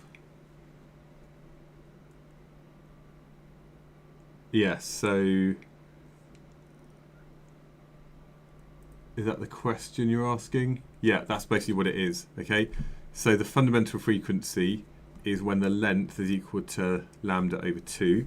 If, however, you've got a tube that's open at one end and shut at the other, you're going to have a node to an antinode, and the first kind of fundamental frequency, or first harmonic, is going to be equal to when the length of this, so that's L, here the length is going to be equal to a quarter of the wavelength. And then the next one, if you had another one, it would be node, antinode, node, antinode. Then after that, you'd then have like 3 lambda over 4. For this one, the next one would be equal to lambda. And then it would be equal to 3 lambda over 2. And the next one here would be equal to would be 5 lambda over 4. Is that right? Yeah. Yeah. Hopefully that helps. Cool. Good. Okay. So I think this is kind of what you need. It's not the neatest, but I think if you can screenshot that, you should be fine. Right. Should we do some Unit 6 stuff? So if anybody's watching who's in Year 12, then first of all, if you're in Year 12, go and buy my book, which is this one over here. You should buy this. This is questions that start in July. And they cover all of these different topics. So if you're in Year 12, buy book 4. Even if you haven't done the other books already, the Daily Workout book 4, I guarantee, will help you. It's got lots of like Year 13 style questions in about it. But if you're in Year 13, you've only got a few more days, and therefore, yeah, let's just do some of this. So capacitors. The capacitance is the charge per unit potential difference. So I think sometimes people have said like capacitance is like charge per unit volt, but a volt is a unit, so it's more like charge per unit potential difference. You've got to kind of say that quite clearly. And a capacitor is simply 2 metal plates, and what you do is you basically have a build-up of charge on one, and then there's going to be the opposite charge on the other. And basically this is a way that we can store energy in a circuit for very short amounts of times. Now, the difference between a capacitor and a resistor is that the total capacitance of resistors in series is like the opposite to resistors in series. Okay, so here the total capacitance is 1 over CT is equal to 1 over C1 plus 1 over C2. Okay, I think I might have a derivation for that as well, actually. So I've got some capacitor stuff about halfway through this book. Yeah, so if you want to find out the derivation of why that is, if you had a simple circuit with 3 equal or equivalent capacitors, the potential difference is going to be shared between them.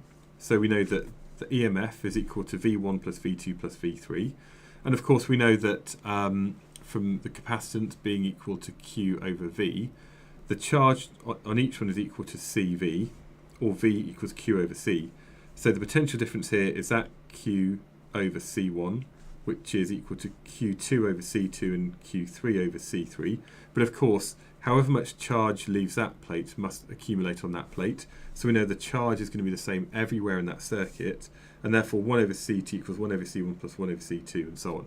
So if you want to find this derivation, again, you can find that on my website. And in an equivalent way, if you've got capacitors in parallel, all you need to do is add their combined or their individual capacitances together to get the overall capacitance of that.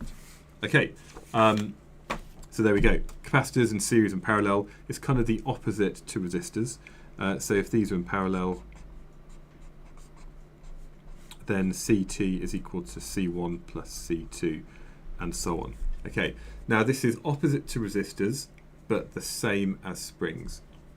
And of course, yeah, like Enderman says, focus on paper 2 now. Paper 1, it's been and gone. There's no point going through it again. It's all about looking forward to the good stuff that's coming up. Now the next thing is we've got these kind of nice simple circuits where you have a resistor which has a capacitor discharging through it. Now that's the simplest circuit we have. We've got our resistor, we've got a capacitor, and often this is called an RC circuit.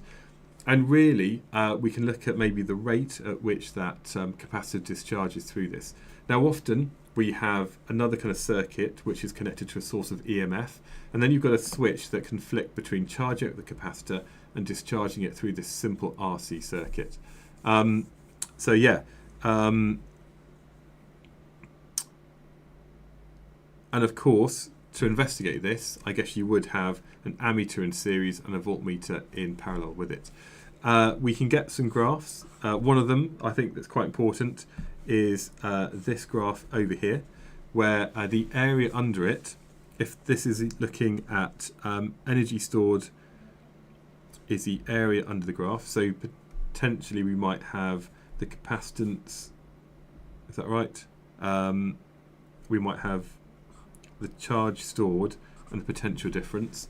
The area underneath this is equal to the energy stored by the capacitor, which is often W for some reason. I don't know why. For some reason we use W for energy. Other times we use E for energy. I prefer W to be the work done, but I guess that's the work done on the charges.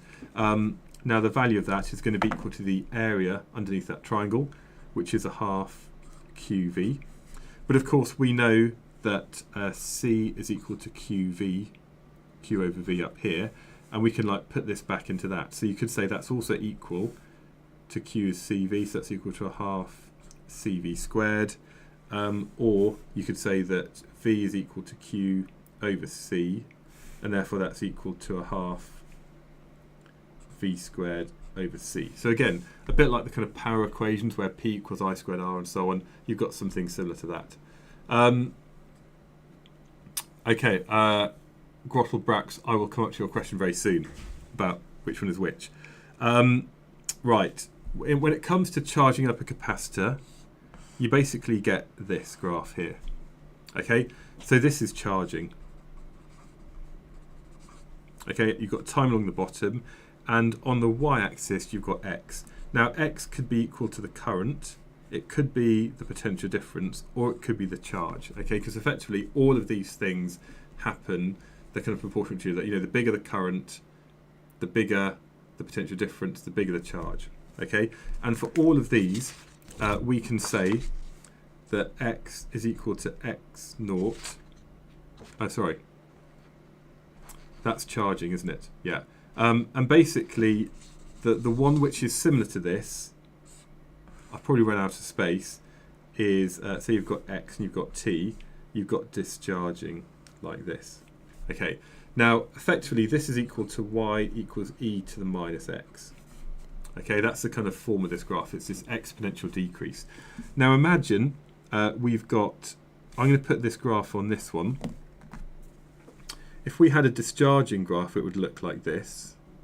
And basically this line added to this line are always going to be equal to the kind of same value up here. Okay, so effectively the graph here is equal to y is equal to like 1 minus e to the minus x. Okay, so say that's 1 and this is e to the minus x. We take this line here, the red line, away from the blue and we get the black. Does that kind of make sense? I probably could have explained it better. So basically, if you've got something which is charging, then the value of x is going to be equal to 1 minus e to the minus t over cr times x naught.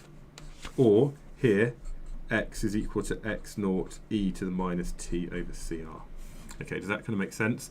So this one over here is charging, and this one here is a discharge. Okay, that's all a bit all over the place, isn't it? Yeah, does that help? Okay, however, current always uses the discharging equation, whether it's charging or discharging. Is that right? Yes, that's true, isn't it? Because the current is going to decrease. So that's true for the potential difference and the charge, but the current is always going to be using this one over here. Well spotted, Chris. Thank you. Yeah.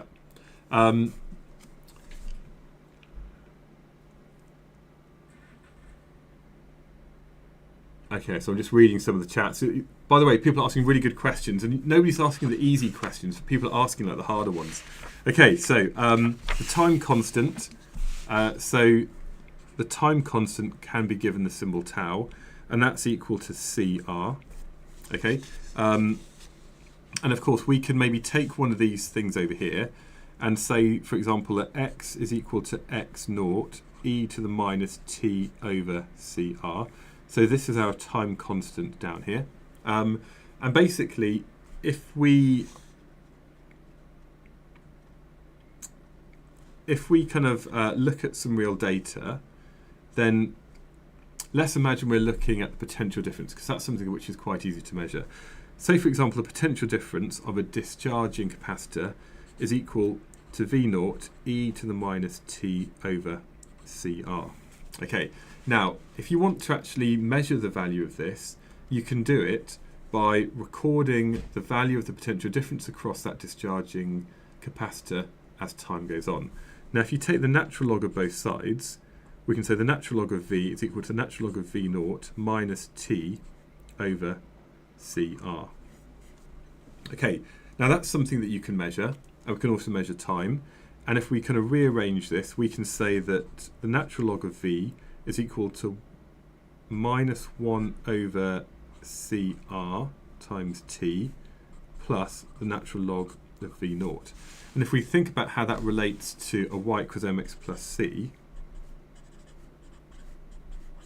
if we plot a graph where on the y-axis we have the natural log of V and on the x-axis we have t, what you'll find is that we should get a gradient which is constant and negative. Okay, and here the gradient is going to be equal to minus 1 over CR, and here the y-intercept would be equal to the natural log of V naught. Okay, and so if you basically record values for potential difference across that capacitor as it discharges and how that compares to time, the gradient is going to be equal to minus 1 over RC, so the time constant is going to be equal to minus 1 over the gradient. Okay, and that's what it means over here, where you're expected to know how a natural log x t graph can be used to determine CR. Okay, does that help? Right. Even in a textbook they have a resistor with a charging capacitor. Yeah, I think what people are asking about here in the chat is why the next bit for a discharging capacitor, we've got the fact that delta Q over delta T is equal to minus Q over CR. Okay, effectively the rate at which it charges is going to depend on the charge on that thing. Now, the way I see it as is if you've got a capacitor, okay, and you're maybe wanting to charge it up, then the first electron is quite easy to add to it. Okay, when you add the second electron, well, this plate's already negatively charged. You're trying to get an electron to something which is already negative, so it's harder. Okay, and basically, as you have more electrons being added to this, even though there's like this kind of force of attraction, because you know that electron will effectively have come from the other side around into that circuit. As you have something which is more negative, then it's going to be a greater force of repulsion every time you add an electron onto it. So as you get closer to something being fully charged, the rate at which the charged particles are going to be added to that plate or taken away is going to kind of be related to the overall charge on this. Okay, so yeah. So yeah, a charged capacitor produces an electric field, and the electric field is going to be between the plates, and it's going to go from the positive, or it's going to basically be directed from positive to negative.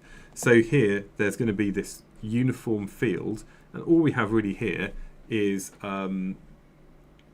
the kind of we've got basically two charged plates, and between them we have this uniform field, you know. So that's all the capacitor is. There's this kind of uniform field between it. Hopefully that helps. So exponential decay graph, constant ratio property of such a graph. Yeah. So the other thing I suppose you want to say with a discharging or capacitor is we have a y equals e to the minus x, and therefore like the time it takes to go to half of its original value, we have a constant, we've got the same proportional decrease over the same time interval, and it's exactly the same as when we have the number of nuclei or the activity for a radioactive source. Yeah, right. Electric fields, should we go on to that? Okay, so electric fields. An electric field is just a region where a charged particle experiences a force. Okay, a magnetic field is where a moving charged particle experiences a force, and a gravitational field is where a particle that has mass experiences a force. So that's what we mean by a magnetic field.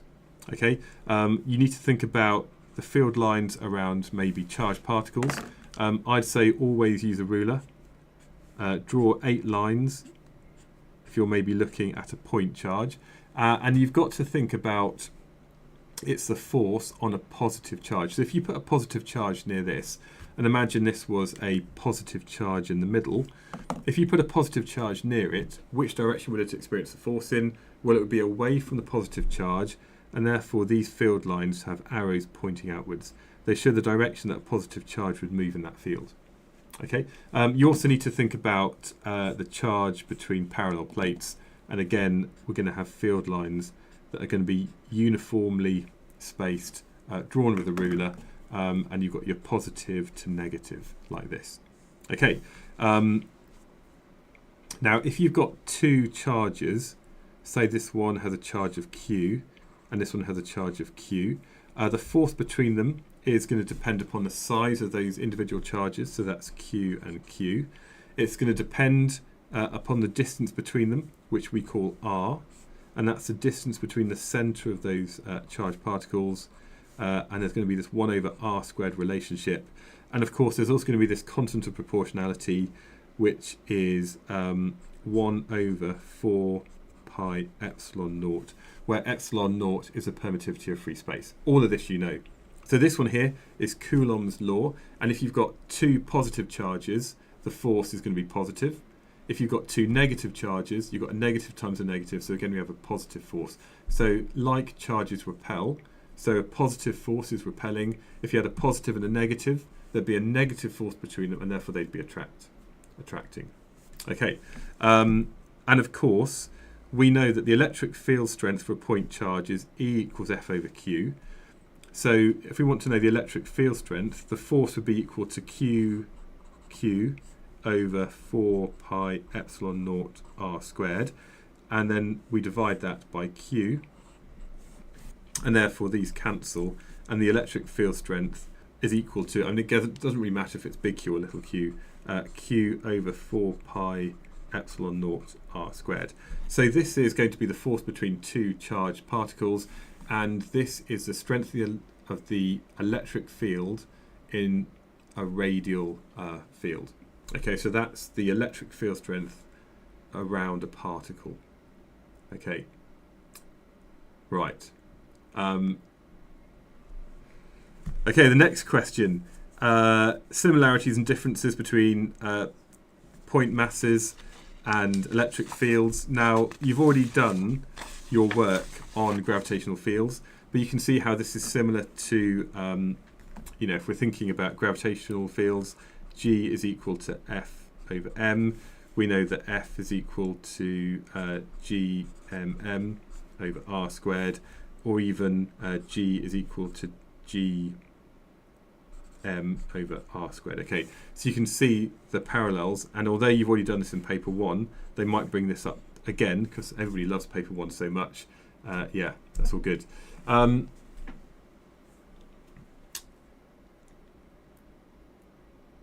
Okay, for Boat says, for electric field diagrams, the direction of motion, which, or maybe the direction of the force that that object has, is compared to a positively charged particle. I think, yeah, basically the electric field lines show the direction of a force on a positively charged particle at that point in the field. Okay, so here, a positive particle here would have a force in this direction. It wouldn't necessarily move if it was constrained with another force, but there would be a force outwards if it was there, or there'd be a force down if it was there. If it was here, there'd be a force down. So it's just showing the direction of the force acting on that positively charged particle. Hopefully that's good. So yeah, there's lots of things between them. We then have, if you've got a field like this between positive plates, the electric field strength, it is of course F over Q, but we can also work it out as V over D. Okay, so basically the size of the electric field between them depends on the potential difference between the plates and the separation of those plates as well. And often it's quite useful for these two things to be equated together, because we might not know the size of E, but we might know F and Q, and we might know V and D. So again, we might know the strength of the field, we might know the separation of the plates, and we know the charge involved, and therefore we might be able to work out the force that's being applied. Who knows? Okay, right, parallel plate capacitor permittivity. Right, so again, although we can look at the electric field between two plates, where there's maybe a positive and negative plate, this is just a capacitor. All I did was draw it the other way around.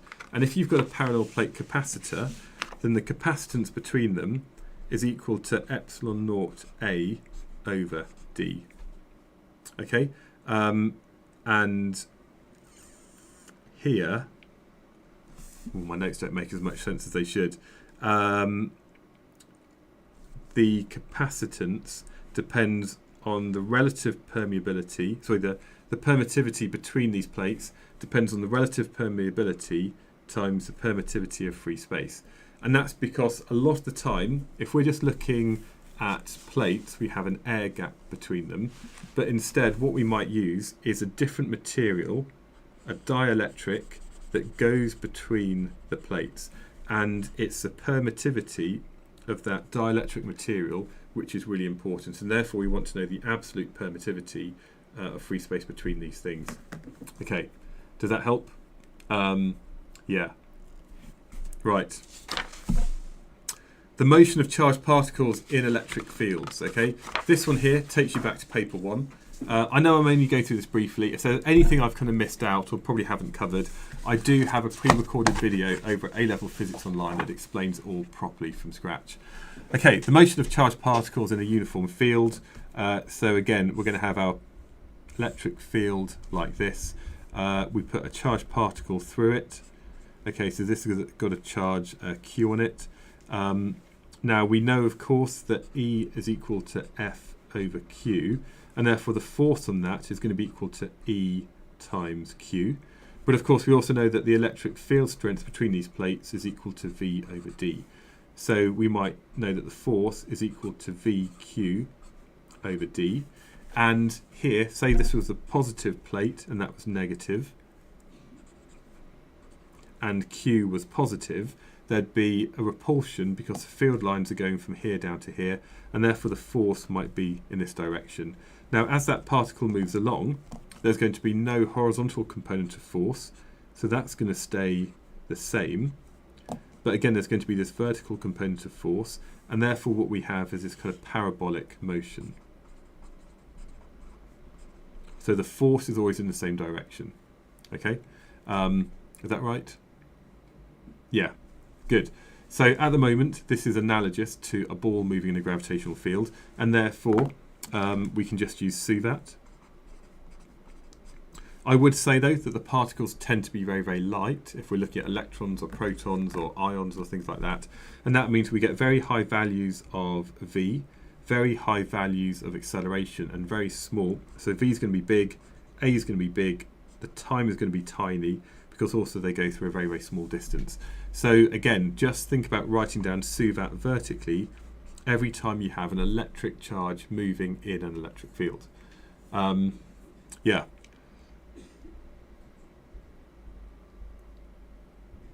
the next thing we're going to look at is electric potential. Now normally V represents potential difference, or sometimes you use Vg, and that represents the gravitational potential, but now we can look at the electric potential. Okay, and this is going to be related to what we saw before, where we had the equations. Where have I put it? I think I put it on the floor.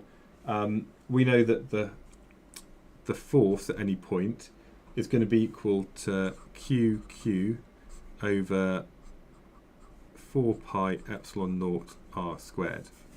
Okay, now the electric potential is effectively going to be related to this, the electric field strength. Okay, and it's basically the electric field strength at a distance r, and how this changes in that electric potential. So V is equal to E over R. Okay, so the electric potential is a bit like the electric field per unit distance, roughly, and therefore that's going to be equal to this Q over 4 pi epsilon naught R. Okay, that's probably not explained that very well. Okay, so this is the electric potential at a point on a charge, and of course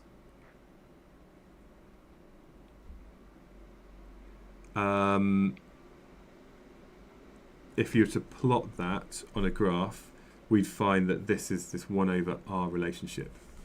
Okay, then it says capacitance for an isolated sphere. Okay, derivation expected from equation for electric potential and Q equals Vc. So if Q is equal to Vc, then Q over V is equal to C. Now here, if we bring this up, we can say that 4 pi epsilon naught R is equal to Q over C. Okay, we've rearranged that, and that's also equal to C, so therefore the capacitance is equal to 4 pi epsilon naught R. Okay, right, there we go. So that one there is a way to derive this equation here from this and that.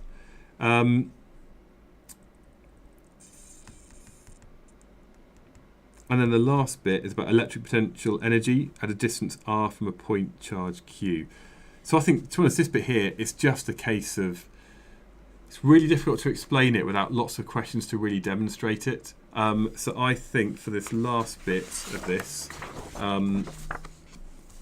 looking at electric potential energy, the electric potential energy is equal to the electric potential times the charge on that object. Okay, and of course the electric potential is equal to Q over 4 pi epsilon naught R, and then we multiply that by the charge on the object, and that then gives us the electric potential energy. Okay, and here you need to make sure that, you know, that's not electric field strength, which is a slightly different thing, and again, using E quite a few times it gets a little bit confusing. So this is often important if you're thinking about something moving from one place to another, and a more useful thing is if we're thinking about the change in the electric potential as maybe a charge moves in a radial electric field, is this is going to be equal to QQ over 4 pi epsilon naught times 1 over r minus 1 over r2 as it changes position from R1 to R2. And I think that this thing here is often a more useful form of that equation if we're looking at the change in electrical potential. Okay, right. Should we go on to electromagnetism? Right. How are people doing in the chat? I know I've probably lost a few people already, but yeah, I know there's lots of good stuff that people are talking about. Is there a downloadable version of that Progress and Understanding checkbook I'm using? Boat. Yeah, so basically, if you go to, I've put a link at the very top of the chat here. If you go to if you go to A-level Physics Online and you click on the OCRA page up here, then it comes up with like a learning checklist for each module. So for this one over here, it's gone a bit weird. Why has it done that? So let me just reload the page.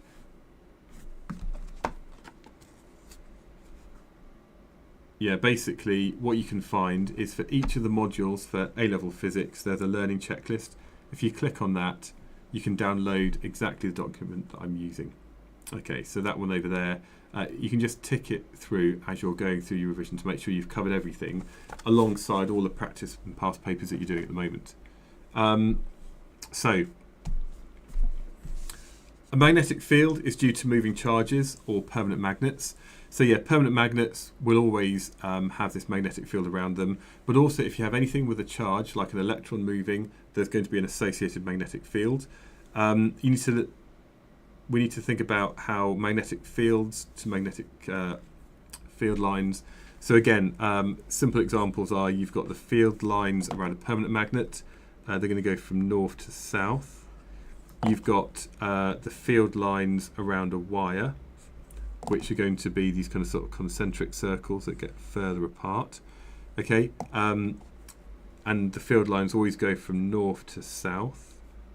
Okay, or if you think about the field around a wire, it's the right-hand grasping rule. So if the conventional current is up, then the field lines are going to go in this direction around it. Also, you've got the field through a solenoid. Okay, and again, this is basically going to have this uniform field in the middle that extends around the ends, a bit like that.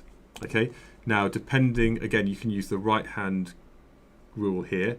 If you've got the current maybe going this way, so you've got the current in and the current out.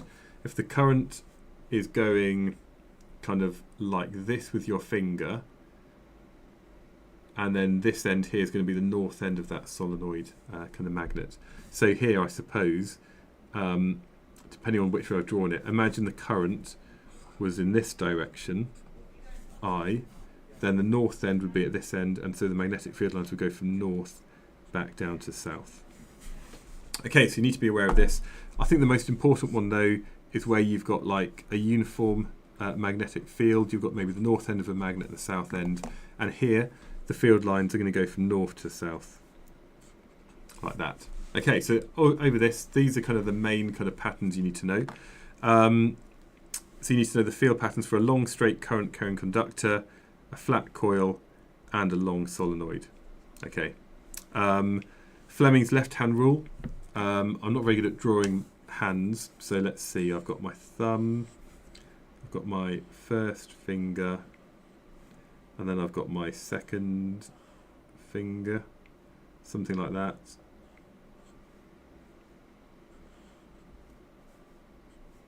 How's that? So that's my hand. We've got the thumb is going to be the force or the motion. The first finger is magnetic field, and then you've got conventional current. So you might think about F, B, and I. So that's one way to think about it. It's quite good. I reckon that's all right for a picture of a hand, without too much faffing. So we've got yeah, I reckon that's all right for a hand, isn't it? Okay, so you've got Fleming's left-hand rule there, and that allows you to predict the direction that maybe a kicking wire might move in a magnetic field. Of course, we know that F is equal to BIL sine theta, and of course you need to know about this technique and procedure for determining the field density or the magnetic field strength between the poles of a magnet.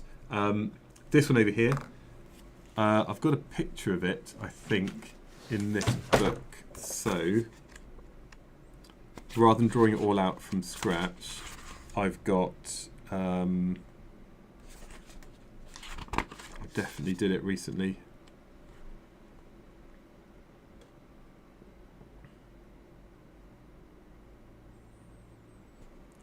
10th of August maybe.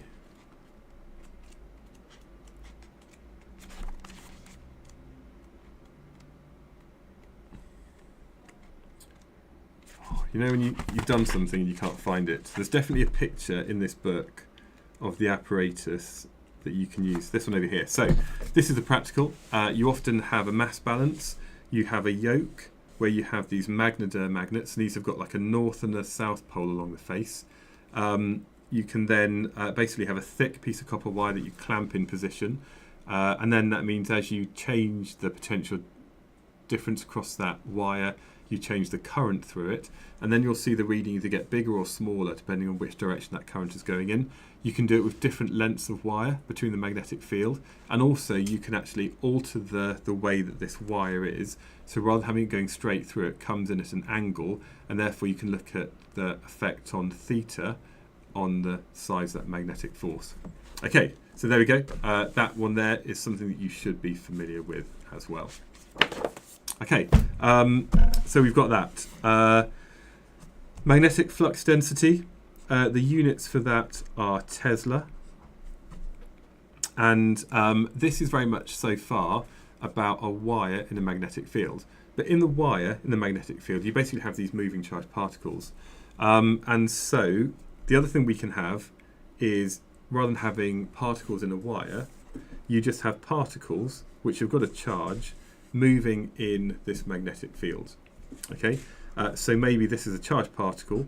It's moving at a certain velocity v, and let's imagine we're just going to represent a magnetic field with these crosses. The crosses are uniformly distributed, and therefore we've got this magnetic field. If it's a cross that's going away from us, maybe the charged particle has got a positive charge and it's moving to the right. We could then say, okay, well, using Fleming's left-hand rule, we align our first finger with the magnetic field. In this case, it's going into the paper.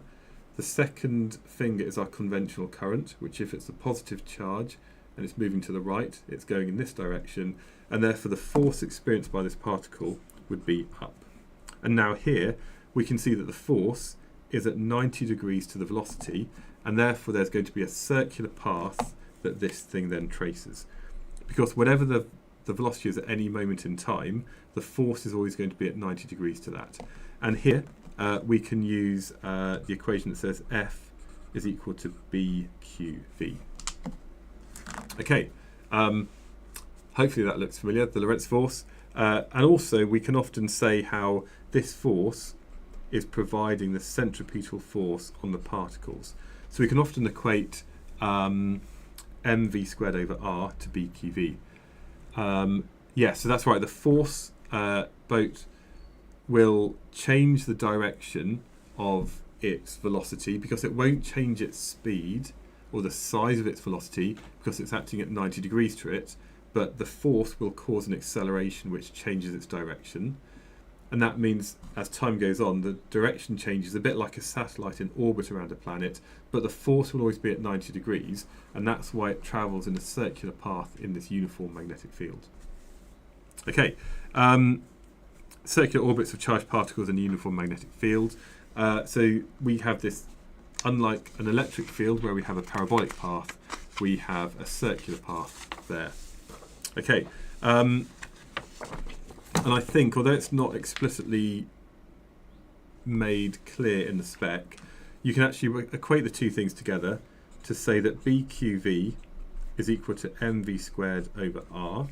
One of those cancels, and therefore the radius is equal to mv over bq.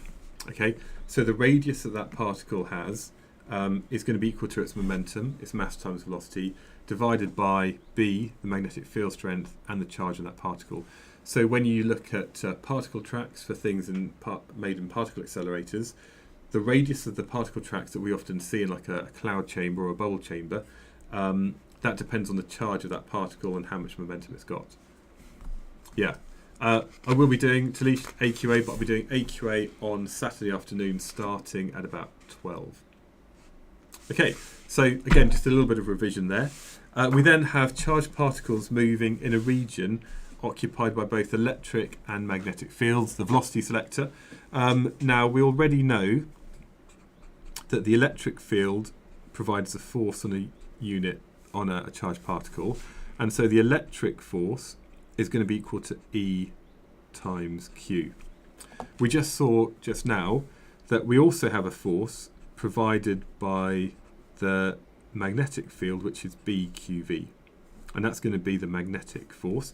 And if we equate these two things together, we can see that EQ, the force due to the electric component, is equal to BQV. They cancel, and therefore we can say that E is equal to BV, or the velocity is equal to the electric field strength divided by the magnetic field strength. And that means right, AG88301. Did you email me yesterday afternoon about Astro? Because I read your email, I just haven't had a chance to reply to it yet. I did meet you at, I met you at the thing in London. It was great to chat to you then. I'm afraid I haven't done GCSE Astro videos. And I know it's probably going to be too late for you, but it's something I really want to do as like a freebie, to do like this kind of like a revision of like all of astrophysics in like a couple of hours. Yeah, I haven't actually done GCSE astronomy videos, but it's something I would like to do in the future, but I'm afraid I haven't done it yet. Sorry. Okay, magnetic flux density, magnetic field strength are the same thing. So B, at GCSE we often call it magnetic field strength. At A level we tend to call it magnetic flux density. So yeah, B is clash king, they're the same. Right, this one over here, you have to have the electric fields and magnetic fields perpendicular to each other.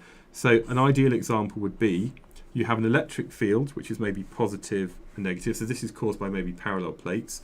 So you're going to have your electric field, which is kind of like this. You have your charged particle moving through the middle, maybe in this direction initially, and you'd also have your magnetic field. I'm just going to do some X's to show that we've got a magnetic field moving away from us into the paper. So you'd have your magnetic field this way, you'd have your electric field this way, and if you had something like that, you might then have potentially an electric force going down. You might have an equally sized magnetic force, and if you've got FB equal to FE, that means all the particles that have these forces balanced will have the same value of velocity. If the velocity is a bit bigger, then one of them is going to be bigger than the other, and the particles will either kind of go up if they're maybe too slow or too fast, or they go down. And this means all the particles that go through all travel through at exactly the same value of v. They all have the same velocity, and this is often what we use as a velocity selector. Okay, yeah.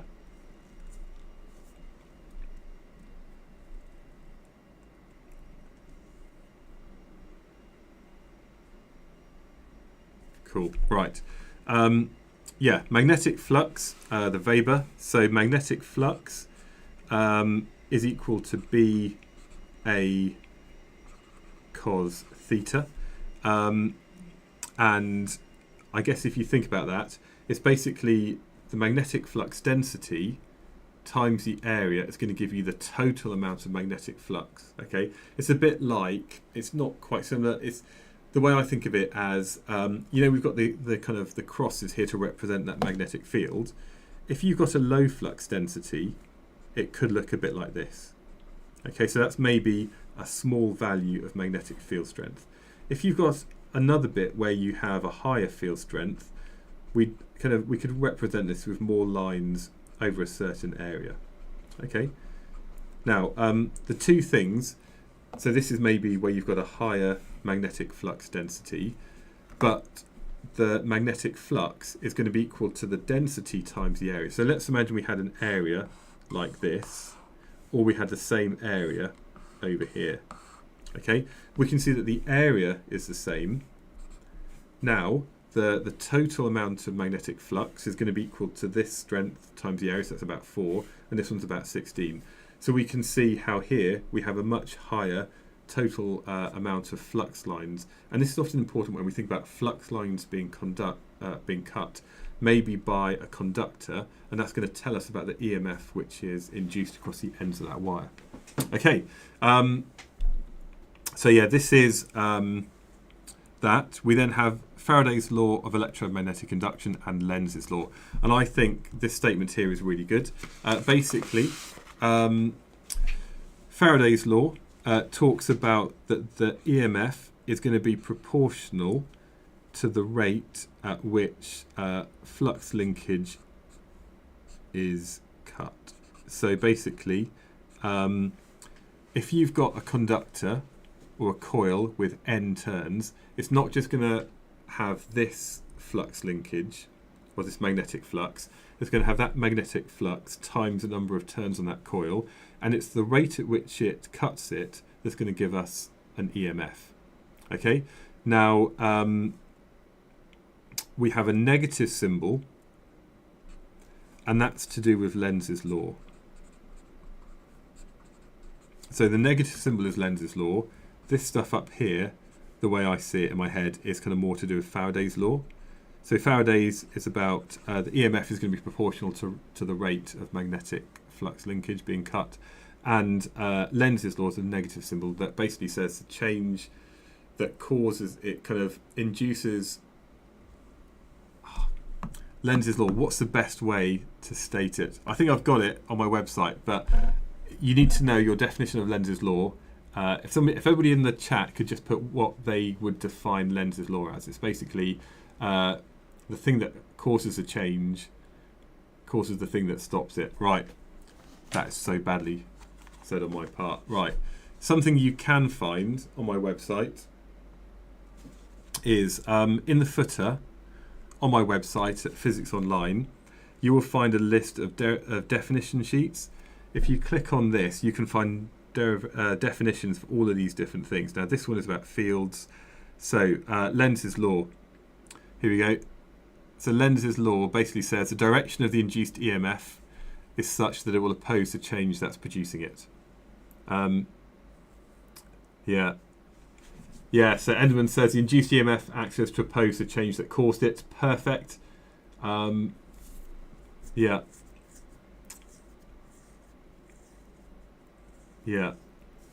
So the direction of induced EMF is such as to oppose the change producing it.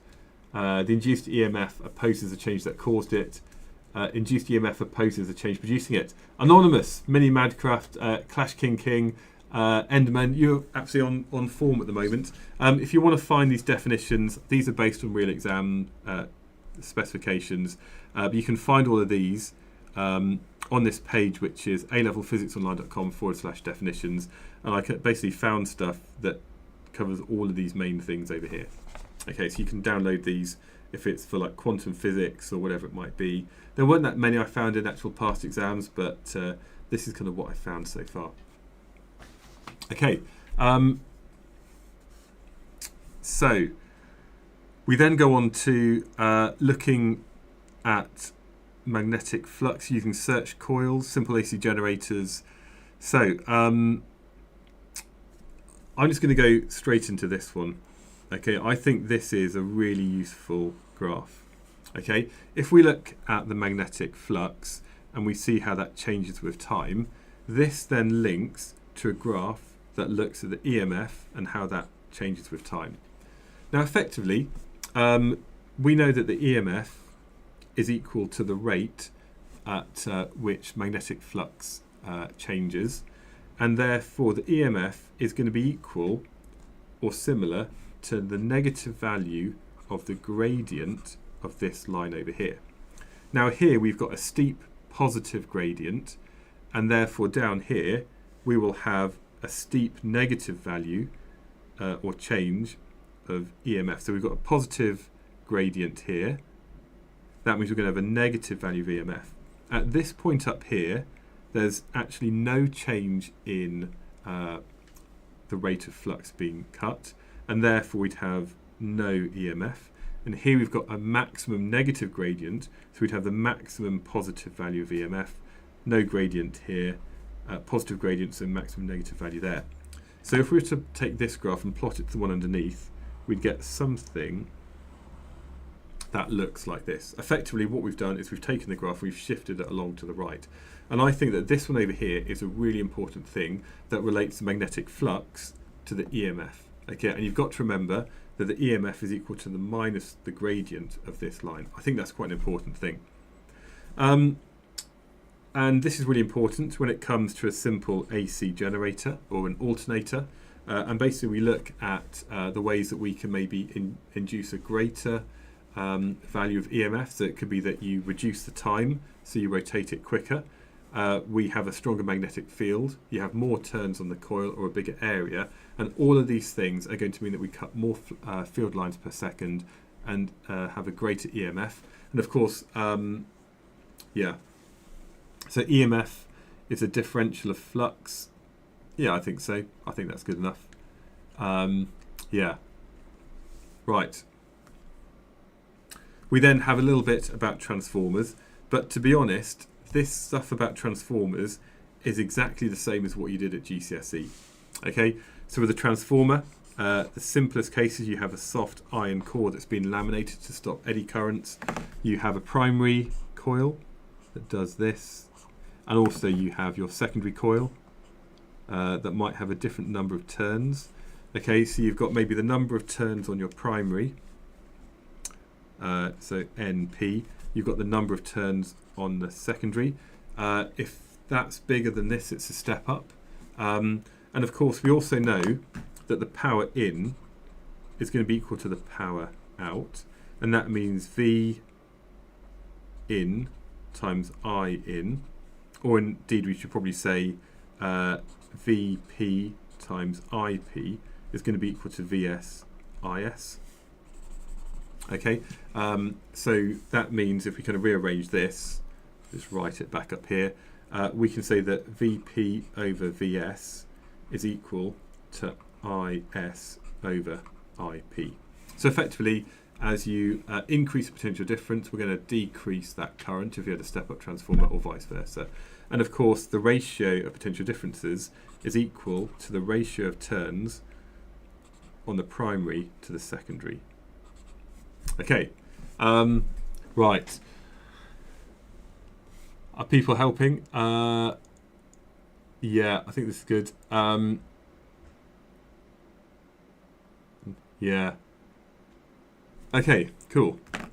Right, so transformers, basically you just need to know why they're used. We want to step up the potential difference, reduce the current of the national grid, and of course we want to laminate the core to reduce eddy currents, and you've got to be able to describe how they work. But I think actually the physics isn't any more difficult than GCSE if you've already done that before. It's just the applications might be a little bit more difficult.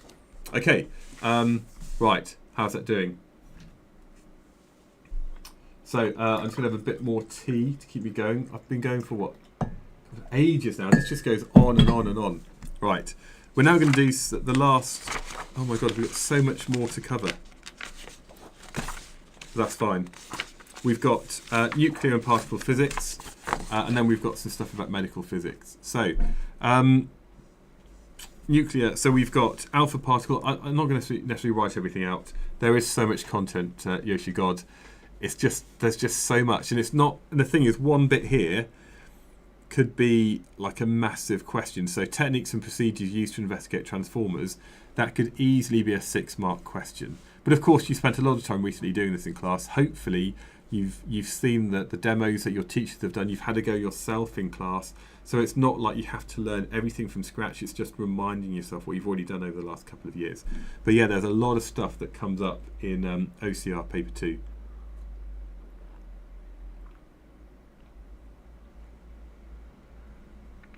My pot of tea, there's not really much left now, but it's gone. And I did put the milk into the teapot just so I didn't have to mix it as I was doing the live stream. It's basically like a big jug of tea. You can see it's gone quite cold and the milk's gone a bit weird on top. But anyway. Okay, so nuclear and particle physics. Alpha particle experiment. You've got evidence of a small charged nucleus, gold leaf. You do this in like an evacuated thing. Most of the particles go straight through, a couple are deflected, and a very few are reflected back again. Now, if most of them are going through, that's because it's mostly empty space. And again, this is no more difficult than what you did at GCSE. The fact that some are reflected means that we must have a positive core, and that's because the alpha particles are made out of 2 protons and 2 neutrons of a charge of +2. So whatever charge the alpha particles were must be the same charge as that dense central nucleus. That's not too bad, really. Simple model of the atom, protons, neutrons and electrons, you know that. Relative sizes of atoms in the nucleus. Again, this is done at GCSE. So it's kind of like the nucleus is kind of 10 to the minus 15. The atom is about 10 to the minus 10.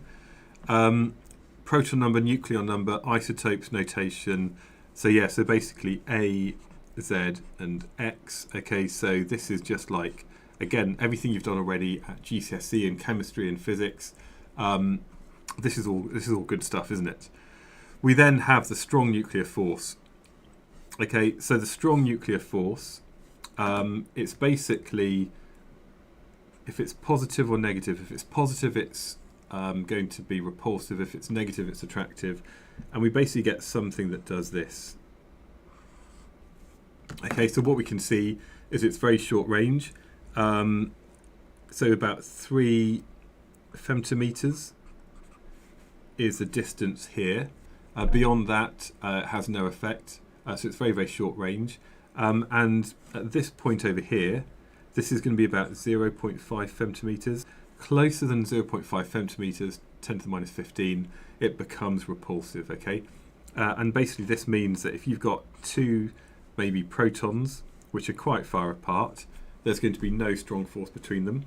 When they get closer together, that strong force, because at the moment, you know, maybe when they're a long way away, the strong force is quite small, and the electrostatic force of repulsion is going to be much bigger, so they're repelled. When they get closer, we get a much bigger force of electrostatic repulsion, but here there might be, it's a bit difficult because I've drawn them over the top of each other, the size of that strong force might be bigger than this. That means they get to come together, but if they go too close, you can't really push the particles into the particles, and that's why it's repulsive at short distances. Okay, is that all right? Okay, and Yoshi God, I'll do something about the radii in a minute, and I'll talk about why that is. Okay, yeah, so basically that's the strong force, and that's the thing that keeps the protons and neutrons together in the nucleus. Radius of nuclei, where R0 is a constant and A is a nucleon number. I actually did a question, a whole series of beautiful questions about this in the book. And I think, where was this, September, October, I had a load of questions where you can basically work this out from kind of like sort of first principles. I don't know where it is now. Yeah, okay. Where was it?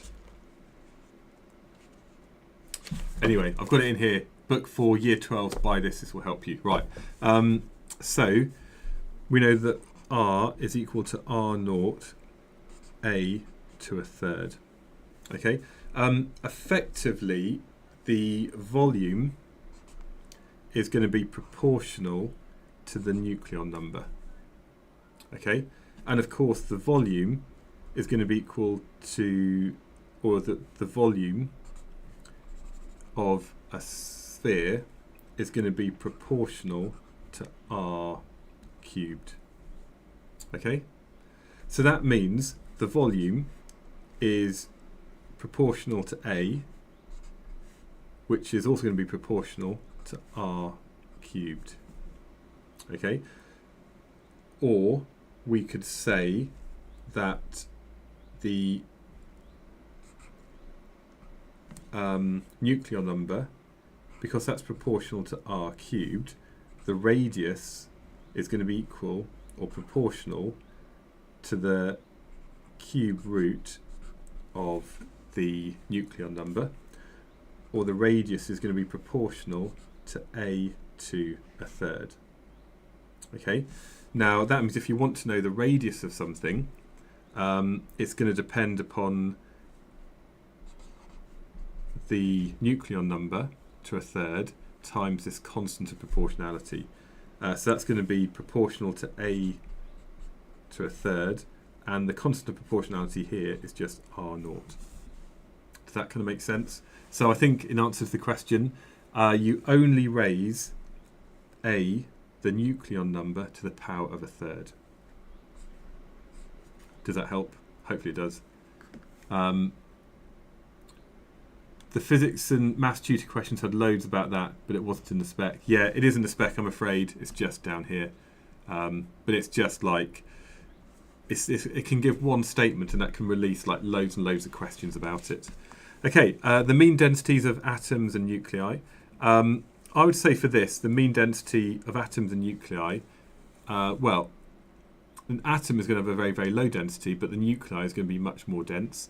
Of course, you can work this out because if you know the atomic number, or you know the number of protons and neutrons, and you know the mass of each proton and neutron, you can use that to work out the radius and therefore the volume and therefore the density. Because if you know the mass and the volume, you can work out the density. Okay. How did I arrive at R equals R naught? Okay, so I'll do that again. So if you've got an atom like this, it has a certain radius, which is R. Okay, now the volume of that is going to be proportional to R cubed. Okay, but imagine we've got all of these spheres inside it. The volume is also going to be proportional to the total number A, the number of protons and neutrons. So effectively, if you've got something which has got 50 protons and neutrons, it's going to have a volume 50 times bigger than just maybe a hydrogen nuclei. Okay, and that means the radius cubed is going to be proportional to the nucleon number, or R is going to be proportional to A to a third.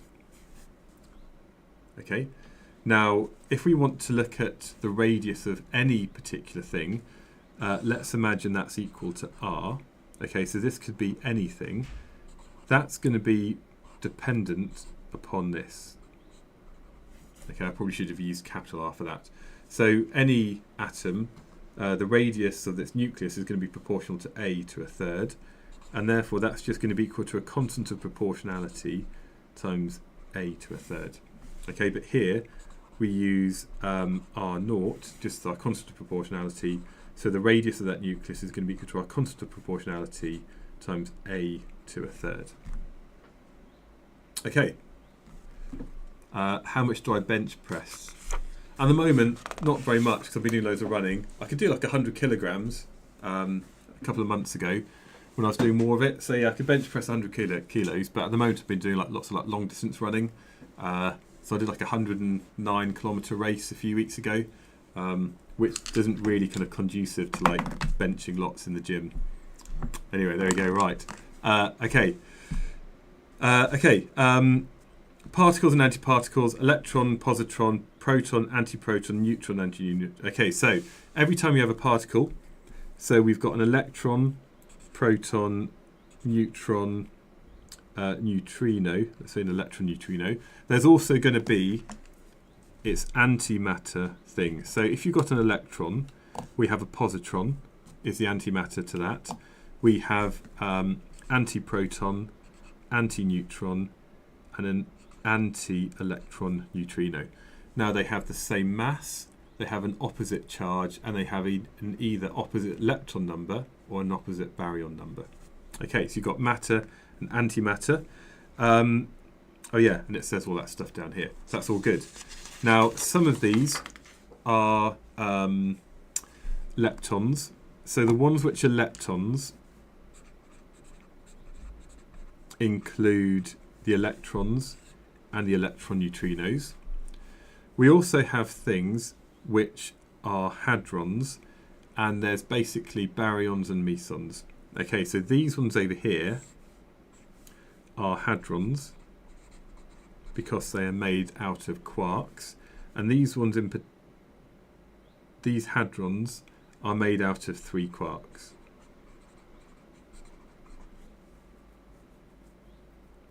Okay, what else do we need to know about that? There's not a huge amount. Yeah, so these hadrons here are made out of 3 quarks, and they experience a strong force.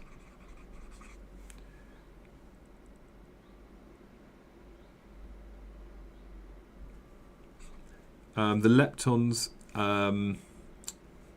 experience the weak nuclear force.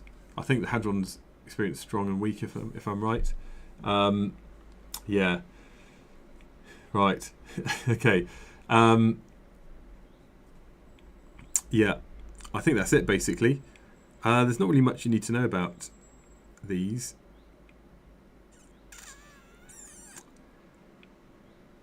Yeah, so in terms of models of things, you need to know about the different quarks. You need to know about the up, the down. Is it strange, charm, up? Sorry, up, down, strange, charm, and then you've got the top and the bottom. Okay, so these are quarks. And basically, hadrons are made out of 3 of these quarks. You need to know about the charges on these, which I believe are plus 2/3 or minus 1/3 for these ones over here. And I think the ones that you really need to remember is that a proton is up, up, down, and a neutron is up, down, down. Okay, now if you're not sure, I believe some of this information is given to you in your data book. You only need to know about up, down, and strange. Oh yeah, in that case, ignore the other ones. Okay, so ignore these, but there are 6 quarks in total.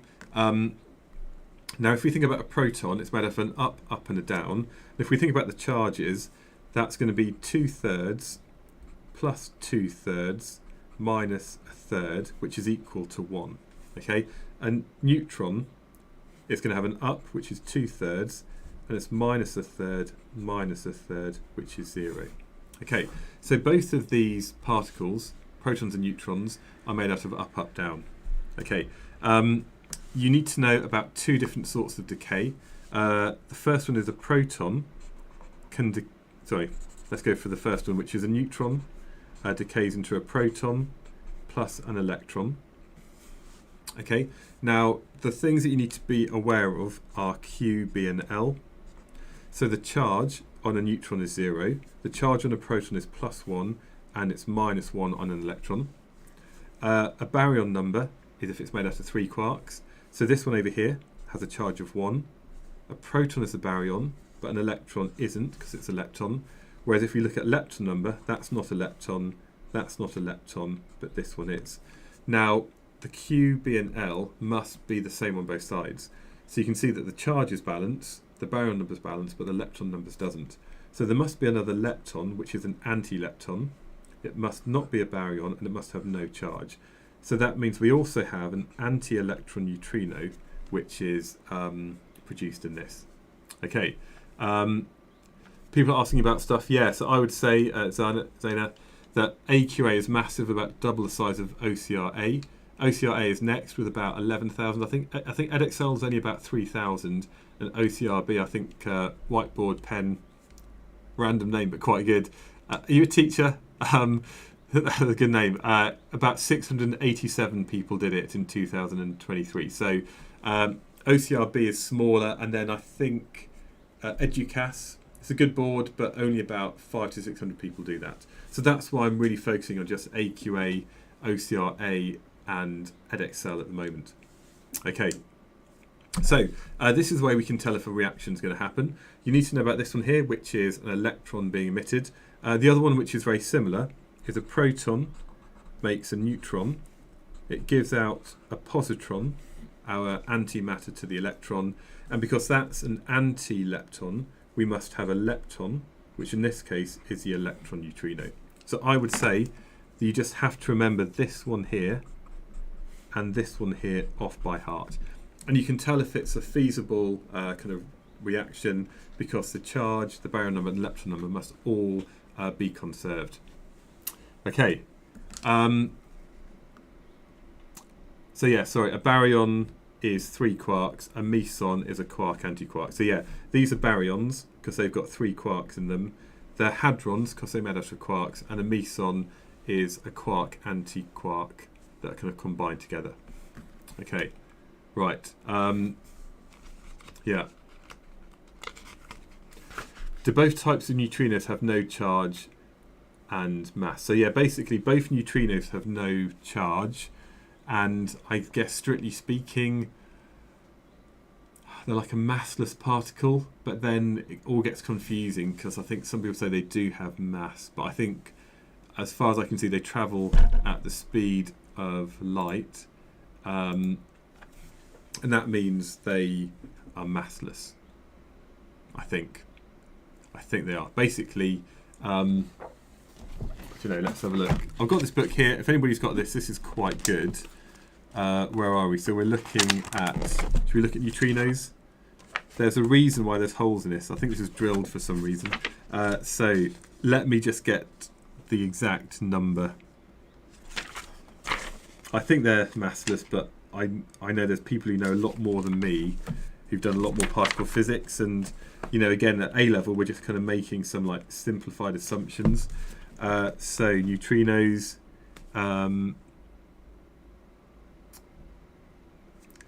okay, neutrinos, they do not interact. Okay, so actually it says here they're tiny mass and no charge, so there is a mass to a neutrino, I believe, but I don't want to explain it too much because that gets into the realms of like university particle physics. Okay, but yeah, so basically the difference between the two ones is that although they both have no charge, one's an anti-electron and one's a lepton.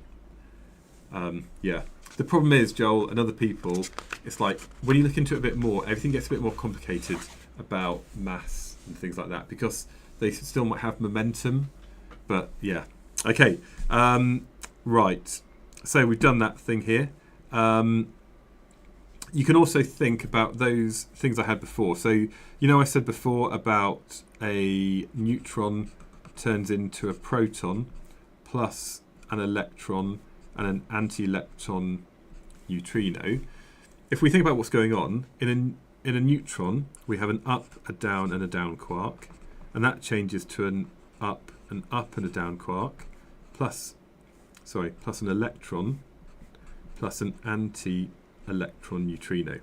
Now really you can see here that one of the ups hasn't changed, and one of the downs hasn't changed. And what you can really see here is that this down has basically turned into an up quark, plus given out the electron, plus the anti-electron neutrino. Now if we think still about Q, B and L, the charge on a down quark is minus a third. The charge on an up quark is plus 2/3. That's going to be minus 1, and that's going to be 0. Okay, so we've got minus a third on this side. We've got 2/3 minus 1, so we've got minus a third on this side. And of course, the baryon number, that's going to be a third. That's going to be a third, 0, 0, and 0, 0, 1, and minus 1. So we still have everything else being conserved. But we can also write it in terms of just the quark model of the electron or positron being emitted. Balancing a quark transformation, decay of particles in terms of the quark model. Okay, radioactive decay. Basically, this one up here is just what we often call beta minus, and this is where we have a neutron changing into a proton, it emits an electron, or we have beta plus, the positron emission. That's the other type of thing where we have maybe too many protons, and to become more stable we want to have some more neutrons.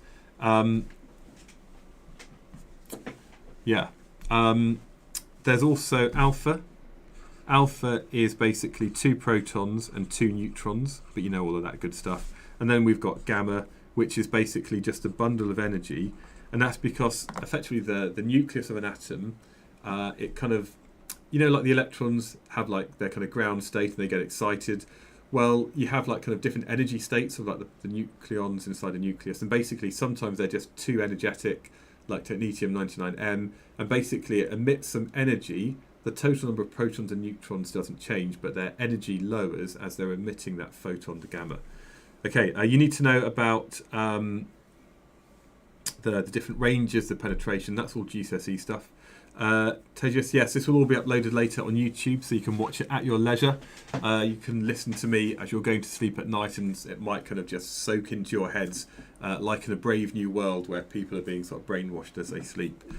Okay, yeah, so you need to know about alpha, beta and gamma, the ranges and so on. You can look at the way that these are tested in the lab, so you might have some kind of radioactive source. Okay, so this is our radioactive source over here. You might have your Geiger counter over here. If you've got a Geiger counter, you need to make sure that you look at the half-life. So, sorry, the background count. And it might be that you set this up running for like maybe 5 or 10 minutes. You see what the background count is, and it might be potentially like 120 over 2 minutes. So you might go, well, okay, if it's 120 over 2 minutes, that's a bit like 1 count per minute is your background radiation. And when you take subsequent readings, you take your background reading off that.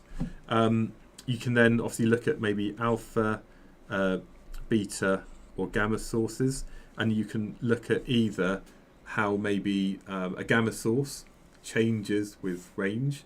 So you maybe look at this 1 over r squared relationship, or you can look at the penetrating powers as you have different materials like bits of aluminium, bits of lead or bits of paper between this and that over there.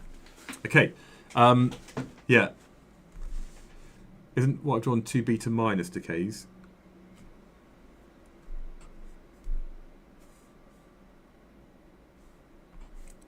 Yes, it was. I know. I did. Yeah, that was a beta minus, that was a beta minus, and that was a beta minus as well. I think I was right there. Okay, right. So, we are getting through so much paper. We then have activity of the source, decay constant. So, you have the half-life graph that, again, you've done at GCSE. The activity depends on the number of radioactive isotopes. So these two things are going to be proportional. And that constant of proportionality is the decay constant. Okay, that tells you not only, basically depending on the activity, depending on the decay constant, it tells us how many of these nuclei are going to decay per second. So you might basically get a graph that looks like this. The half-life is the time it takes for half of that sample to decay. Maybe from the initial value of A0 down to the value of A at a particular time, and this time here is going to be equal to that half-life. And I think you can then relate that to these equations over here, where the activity depends on the initial activity times e to the minus lambda t. So this decay constant is going to be that constant over here, and of course the activity is going to be proportional to the number of nuclei. So n is equal to n0 e to the minus lambda t as well. Okay.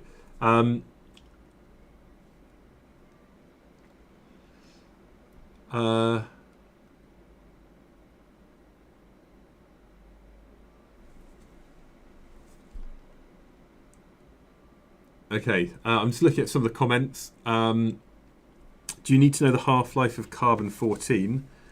I reckon it's about, is it 5,730 years? I believe they probably give you the actual half-life in the question to use, but I think you need to know that the half-life of carbon-14 is quite long, which is why it can't be used for really recent cases. So if somebody died like 40 years ago, you couldn't use carbon dating to identify how old the body is. You can't use it for really old things like dinosaurs because the background, the count rate from the carbon-14 is like the same as background. So it only really works with like archaeological specimens of a certain age. 5,700, yeah, something like that. So I think you need to be aware of it, but don't have to be able to know it exactly. Okay, so we've got this graph over here.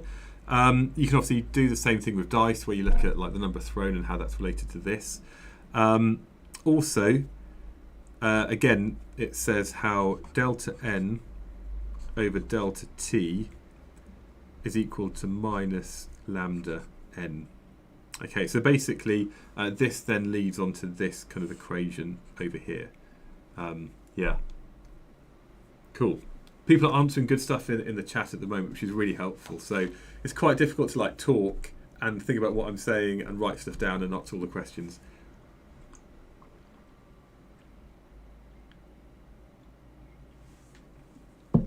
Okay, so we know that the half-life of an isotope, lambda t a half, is equal to the natural log of 2. Okay, you need to know that, but actually this comes from this thing up here, okay, or this one over here. We know that the half-life is equal to when the fact that the value of A is going to be equal to half the value of the number that we have up here. Okay, so imagine that was 2, that now becomes 1, so that's going to be half of this. And that happens when you've got minus lambda t a half. Okay, so basically A over A naught is equal to e to the minus lambda t a half. Now if that value is half of this, then we can say that a half is equal to e to the minus lambda t a half. We take the natural log of both sides, so the natural log of a half is equal to minus lambda t a half. Okay, and if you've got minus lambda a half, that's the same as natural log of 2 is equal to lambda t a half. And this is the equation that they give you. Okay, right. Yeah. What's the difference between using a Geiger-Müller tube and using a Geiger counter? They are the same thing, it's just different names for the same thing. Okay, I suppose specifically what you have is the Geiger-Müller tube might be this bit here, which is connected to a counter. So the counter is the actual thing that detects it. It's a bit like the difference between a sensor and the data logger. So your Geiger-Müller tube is like this kind of thing that looks a bit like this on the inside, as kind of like the particles kind of ionize the gas inside, and then there's like that current. So that's the Geiger-Müller tube, and that's connected to a counter. However, some schools have like an all-in-one device that just looks a bit like this. Okay, so I would say a Geiger counter, Geiger-Müller tube, pretty much the same thing. Yeah. Right. I think we're good up to about here now, aren't we? So the next bit, I've run out of paper, I'm just going to get some more. Radioactive carbon dating.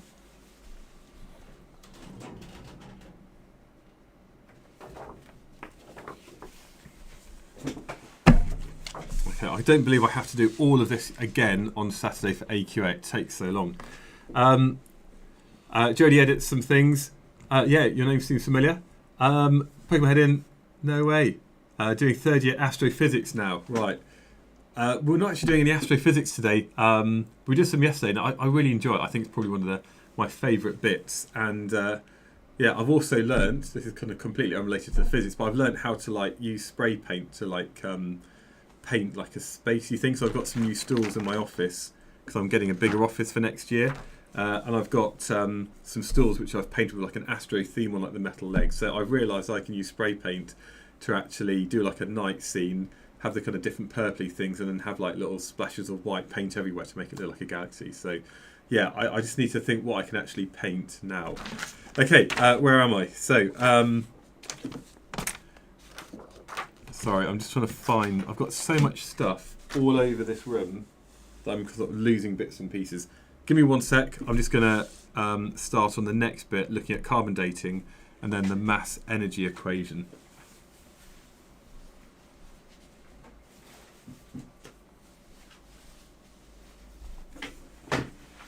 Okay.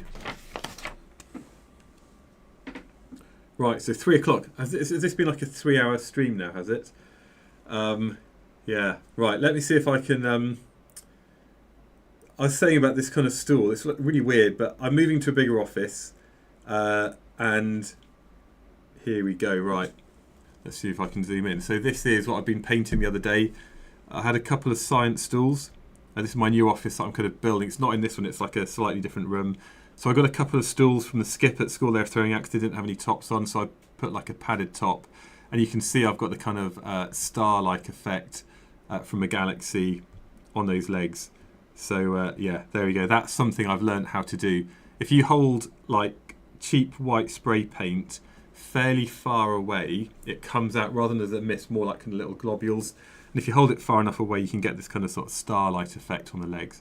So yeah, if anybody needs anything painted like space, I am your man. It's a skill I've only learned in my 40s. Okay, right.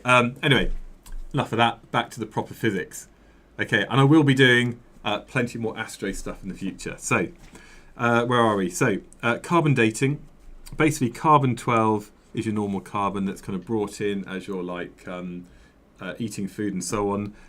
There's also a certain amount of carbon-14, which is the radioactive isotope of carbon, behaves chemically in exactly the same way, and therefore our body takes it in and it's stored within us.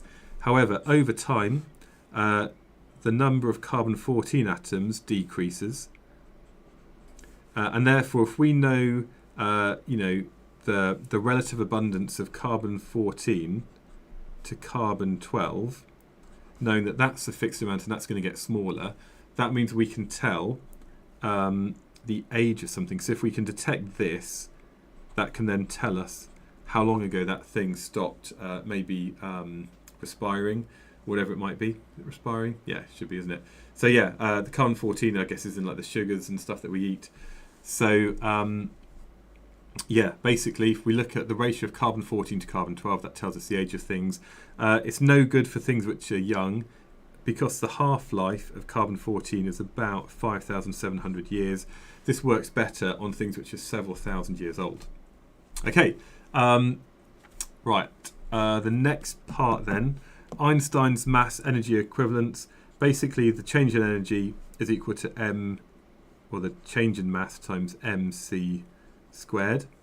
Okay, so this is basically the energy released, maybe if we're fusing or fissioning something, or it might be the energy required to actually join other things together. Okay, so this is often the mass deficit or the mass defect. Okay, and then this is going to be the energy released or absorbed.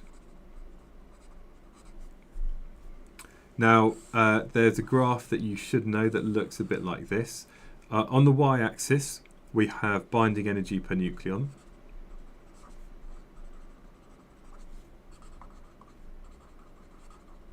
And on the x-axis, we have the nucleon number. The checklist, it's from alevelphysicsonline.com. If you just head over to alevelphysicsonline.com, you look to the OCR Spec A page, you can find that. You can download learning checklists for each module, and that just helps you as you're revising, just to make sure you've ticked off everything.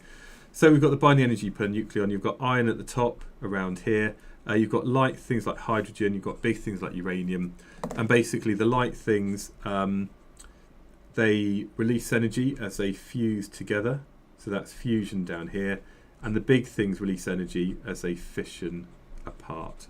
Okay. Do I think there could be a lot of medical physics? I reckon there'll just be lots of everything.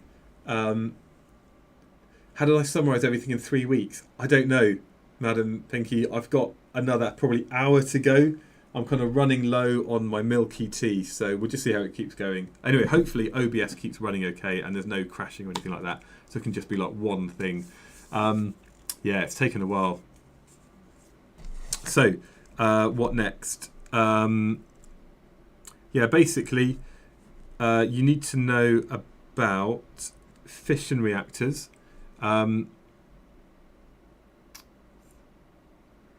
Yeah, so fission reactors, you need to think about the fact that there's a fuel rod. Okay, and that's where you often have either uranium or plutonium, and it's uranium-235. That is a fissionable isotope of uranium, so it has to be enriched, so you've got enough uranium in a certain space to allow the neutrons to cause another reaction. You need to have a moderator. Now the moderator has to slow down the fast neutrons which are released in these fission reactions. So the moderator basically slows it down. You've got control rods, and what these do is they absorb the excess neutrons, and that means we can control the rate of reaction, because ideally you want a critical reaction where one reaction causes another one reaction and another one and another one. Okay, you don't want it to be ultra critical, which is when it kind of goes out of control like in a nuclear bomb.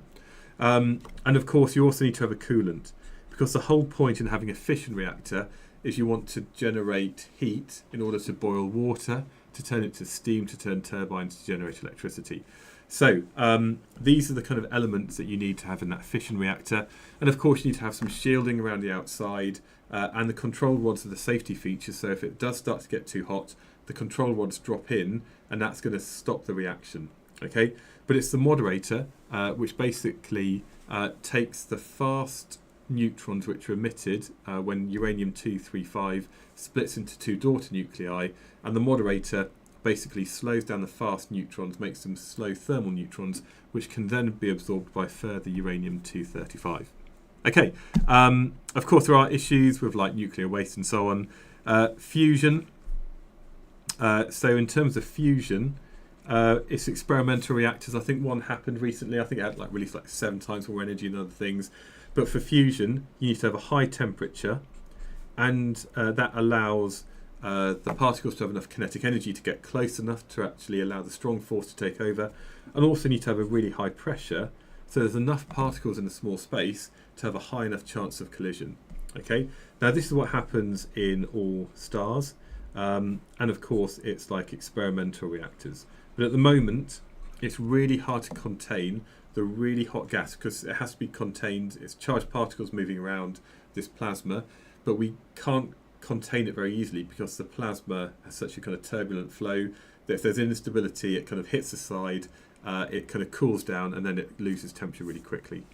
Okay, fission is the splitting apart of heavy nuclei. Fusion is a joining together of lighter nuclei, both of which will increase the binding energy per nucleon, and some of the mass will be transferred into energy, which is how we have this kind of thing over here. Okay, medical imaging. Right, how's everybody doing? Anybody watching this? I know a few people are. I haven't actually seen if anybody's actually watching this on YouTube. So, okay, about 83 people at the moment. If you are one of the 83 people watching this live, that's absolutely amazing. And I really hope that some of this might be useful as you're doing your work over sort of the coming days, ready for paper 2. Just before we get started with the medical thing, if you haven't already done so, you've got a bit of time left if you wanted to buy a premium plan, and that gives you access to all of my videos about like the nuclear stuff and medical things. The AQA stream is going to be Saturday at about 12 o'clock-ish. Will it stay up? I'm going to leave this video up after the stream ends, so it will be up until your exam. That's not a problem.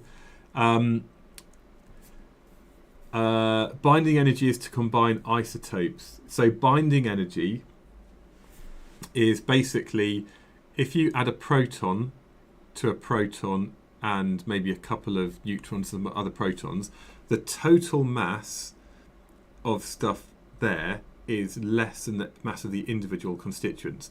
And effectively, if you wanted to pull maybe a proton out of that, you'd have to input energy. So imagine this is your nucleus here. If you wanted to take one of these away, there's this kind of attractive force between the things. And if you want to pull it away, you've got to input energy to separate it. Now, when you separated it, there's now more energy than there was before. And that's because the total mass is different. And some of the energy that you've inputted has now turned into the mass. It's when it goes in that the mass decreases and some energy might be emitted. Okay. Yeah, it is kind of counterintuitive that heavy nuclei split into lighter ones as the total mass goes down, but it's the binding energy per nucleon increases. So there might be the mass goes down, but we're looking at the energy per nucleon in the atom, and that increases. Okay, do you still need to know everything from paper 1 for paper 2, Toxic Gamer? I would say that you already know it. You don't need to revise paper 1 stuff again. You need to know about uncertainties. You need to know about like kind of, you know, independent variables, all that good stuff. You've already revised that for paper 1. The stuff that you do need to know might be Suvat equations, which you might now apply to charged particles in magnetic fields, or sorry, charged particles in electric fields, which you already know from paper 1 about the motion of objects in a gravitational field. And also from paper 1, you need to remember about gravitational fields and how that can be similar to an electric field. Yeah. Hopefully that helps. Right, and I think a lot of people as well. Elena, thank you so much for saying thanks for the videos. You've only got 1 day to cover the whole OCR spec. No, you don't. You've got like a week, and you don't have any exams tomorrow or the next day or the next day. So basically, I think this might help. Okay, okay, right. Maybe this is a warning to people. Pulled an all-nighter. Paper went horrible, despite all the work you put in 2 days. Yeah, all-nighters. It's a double-edged sword because you will learn a lot, but also then your performance decreases. Yeah. However, it's not like you're going from 0 to doing the exam. You've got years of like work in GCSE that's kind of built up your physics knowledge. You've got a whole year or 2 years of lessons, and that stuff will have sunk in to some extent. Okay, yeah, right. Should we do the last bit on medical imaging? Okay, again, I kind of keep saying this, but if you have a premium plan or you have a school subscription, and by the way, if you have a school subscription, your school can basically subscribe to my material, and that means everybody in your class gets access completely for free because you don't need to pay because your school is paying for it. So if anybody here, actually if everybody watching this, there's like 83 people, email your teachers today and just say, oh, could you get a school subscription to A-level physics online? It would be really useful for the year 12 students in the year below me. Yeah, so I reckon get your teachers to sign up for a school subscription. If they've got that or you've got a premium plan, on my website, on the OCR page, if you click on medical imaging, you can find extra videos where there's videos about X-ray production, interactions, absorption, intensifiers, CAT scans, medical radioactive tracers, so like technetium and fluorine-18, the gamma camera, PET scanners, ultrasound scans, acoustic impedance, Doppler sonography. So if there's anything here that you're not quite sure about, what I just kind of go through it quickly, then you can find videos about everything here on that. Okay, right, so the basic structure of an X-ray tube, the components, the heater, anode, target metal, and high voltage supply. So in its simplest form, if you want to make X-rays, what you need is basically a cathode. That's something that has electrons, and we basically accelerate from this negative cathode to a positive anode. Okay, now the electrons, they're going to accelerate across this gap because they're going to be accelerated by that potential difference. So we've got electrons going from here to here. Again, you can see this is a super simple thing, but basically we've got a high voltage, also called an EHT or extra high tension. So we've got a high voltage power supply, and that means, because again we know that the energy gained by these things is going to be equal to EV, which equals a half mv squared. So the charge on the electron times the potential difference is equal to their kinetic energy.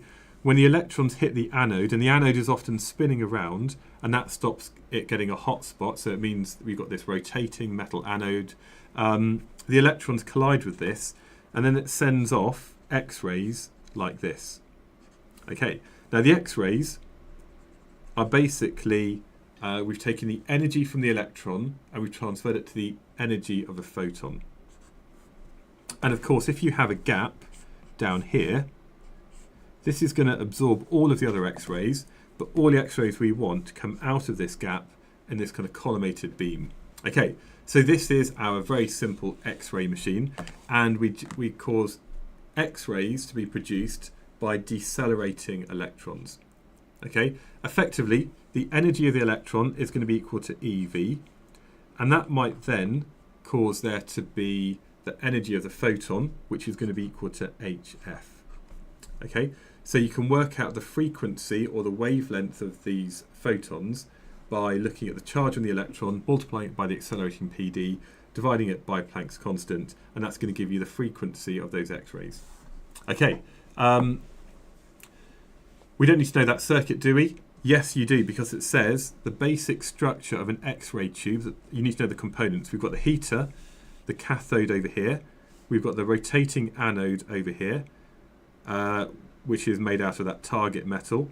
We've got a high voltage supply, and I reckon if you have an understanding of this, this will help you, especially if you need to know that. So I think you do need to know that, just as a kind of brief thing. You need to know the components. if you need to know the components, you need to know like how this is constructed, I reckon. Therefore, there could be a question saying, describe how X-rays are produced in a hospital. Do you need to know about K-lines? I believe you do. No. I don't think you have to know about the K-lines where you get like certain kind of peaks in the graph, but I think it's a useful thing to know about. If you're not sure, then I think I've got a video on my website where I go into a bit more detail. So that's how we get X-ray photons from an X-ray tube. There are mechanisms for X-ray attenuation, simple scatter, photoelectric effect, Compton effect, and pair production. So basically, if you've got an X-ray photon, so here's our X-ray photon, and here you've got an atom. Okay, so you've got the nucleus here, you've got electrons around it, you've got simple scattering, you've got the photoelectric effect, you've got the Compton effect, and pair production. So let me just check. I just want to do these properly.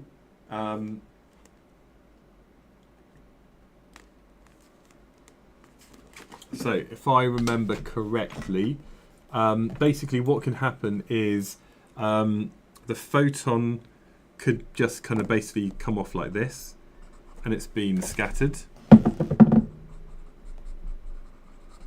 Sorry, there we go. The other type of thing that we have is we have the photoelectric effect, where in the photoelectric effect we have an electron that's basically ejected from this, so the electron might be ejected. Okay, so if you've got an electron being ejected, that's the photoelectric effect. And these are going to be really high-speed electrons because the work function is going to be quite small. So you've got a photoelectron, and that's a photoelectric effect. The other thing you could have is the Compton effect.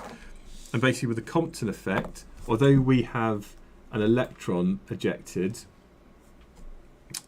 we also have now a lower speed thing. So we might have an electron that comes out, and we have a lower energy photon, and so that's Compton or Compton scattering. Or the other way we have is pair production, where basically the energy from that photon of gamma basically just makes maybe an electron and a positron. Okay, so this one here equals mc squared. We've got the energy of the photon turns into mass, and these things must be a particle and an antiparticle. Okay, is that right? Somebody's saying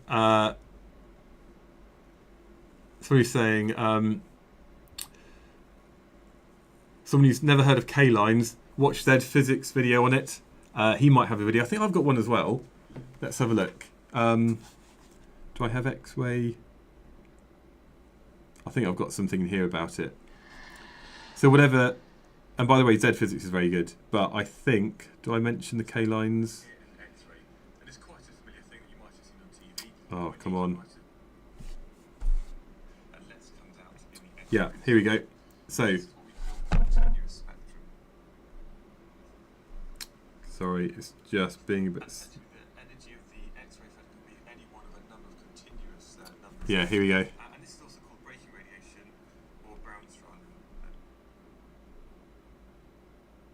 run. Okay, I think I do have something about K-lines, but I don't think you need to know a huge amount of detail about it. But yeah, here we go. That's some stuff. That's some stuff there that might be useful. Now this is what we see actually. Is that right? Cool. Okay. Sorry, I've been chatting for like 3 hours now. I'm getting quite tired. I'm just probably be rambling on to myself. So there are 4 mechanisms that X-rays can interact with matter. We then, of course, have the fact that X-rays, just like gamma rays, they're going to be absorbed by different materials. And basically, the way that they're absorbed follows a y equals e to the minus x kind of shape. So there's this kind of exponential decay as we put X-ray through material.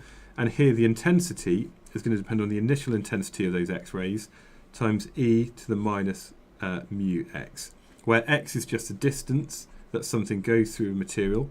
Here's the intensity of those X-rays, and mu is just the attenuation or the absorption coefficient. Hopefully that's all good. Then you've got X-ray imaging with contrast media like barium and iodine. Now, basically, if you've got a person and you send an X-ray through them, the bone kind of stops the X-rays because it's got a high value of attenuation coefficient. But things like soft tissue has got a low value of attenuation coefficient. So bones stop X-rays, soft tissue doesn't. However, if you've got something like barium or iodine, that has a really kind of dense nucleus. And if you've got a contrast media, it's something that can be maybe in liquid format, and so it could be injected into the blood, or it could be ingested into your digestive system. This has a really high contrast to like the surrounding soft tissue. It's got a high attenuation coefficient, and that means basically when you blast somebody with X-rays, you can actually see maybe where the blood is flowing in the body, maybe in real time, or even the way that their digestion is working. Yeah. Right. Okay, so I'm just reading all the cats. Okay, right. Okay, people seem to be just wanting to get paper 2 over with. Yeah, I can see that. Okay, so that's contrast medium. You then have CAT scanning, which rather than just doing an X-ray like a 2D thing, is basically you put the person here, and you basically do an X-ray from here looking down, and then you kind of do an X-ray from here, and then you do an X-ray from here, and you do an X-ray from there. And basically what you start to do is you build up like a 3D kind of cross-section of that person. And of course you can kind of scan the person as this thing is spinning round. The person can move through the centre, and then it's kind of basically spiralling around the person. And as it does so, it builds up a 3D image.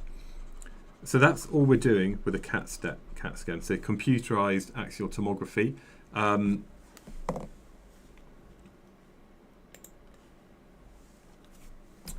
So yeah, basically this is just multiple X-rays. There are advantages that it gives a bit better picture.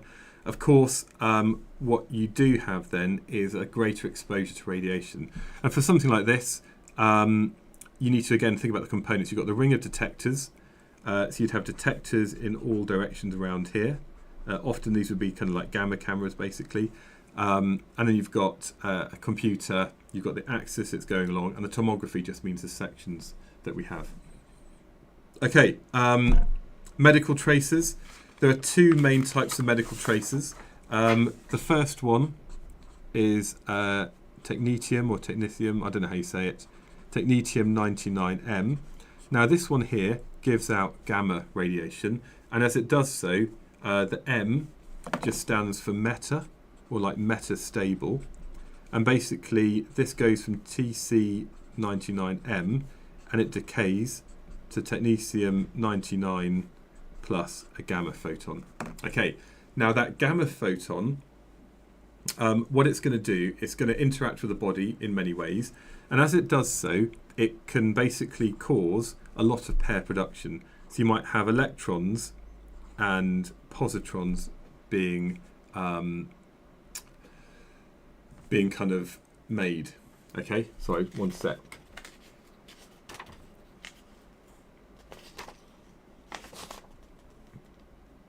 I know, actually. Ignore that. Okay, the technetium gives out lots of gamma, and where this is in the body, we can detect, because then we have a source of gamma radiation. And in order to see that, we need a gamma camera. Now, a gamma camera is fairly simple. We basically have a load of like collimators.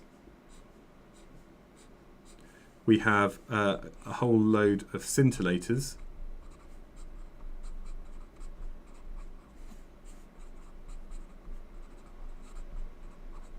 And then we basically have light guides.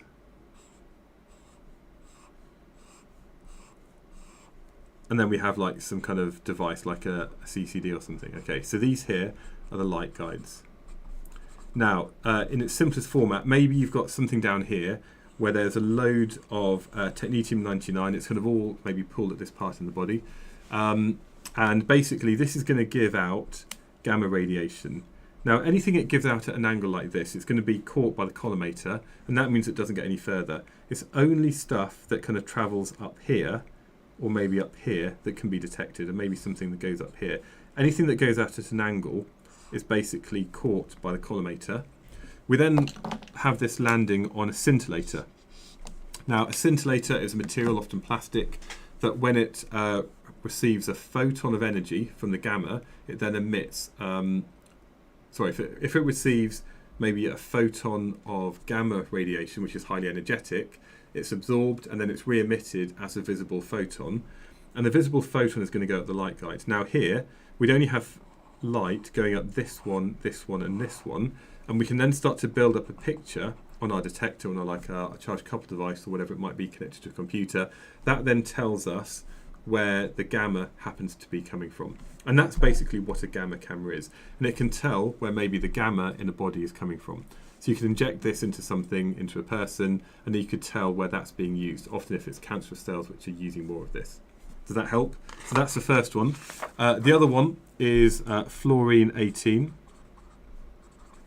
Okay, we make this from oxygen, and we basically bombard oxygen to make it fluorine.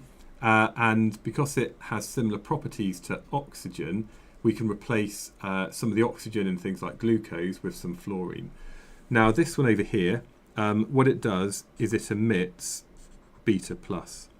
Okay, now beta plus, it doesn't have to travel very far before it meets a beta minus particle, like an electron. And then we have annihilation of matter, and this then forms two gamma rays.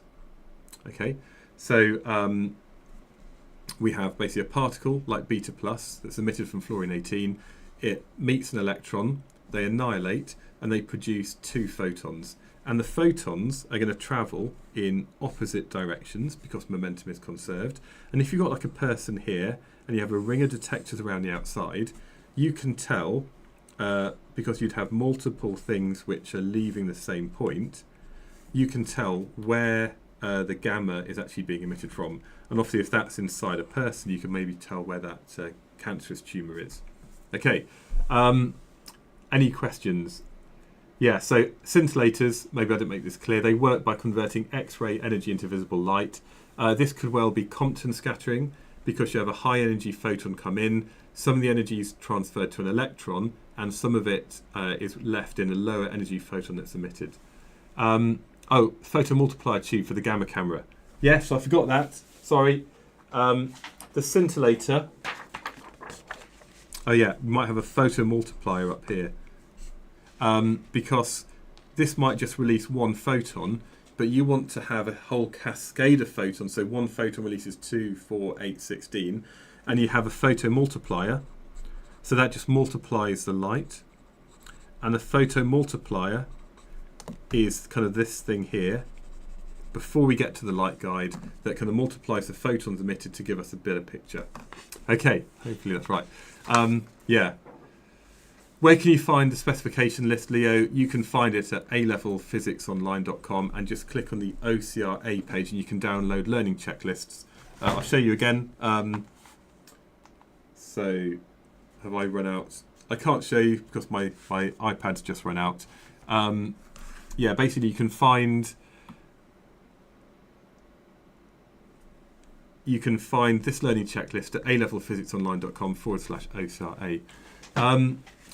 Scintillators, they're called photoelectrons. What's the difference between a photon and a photoelectron?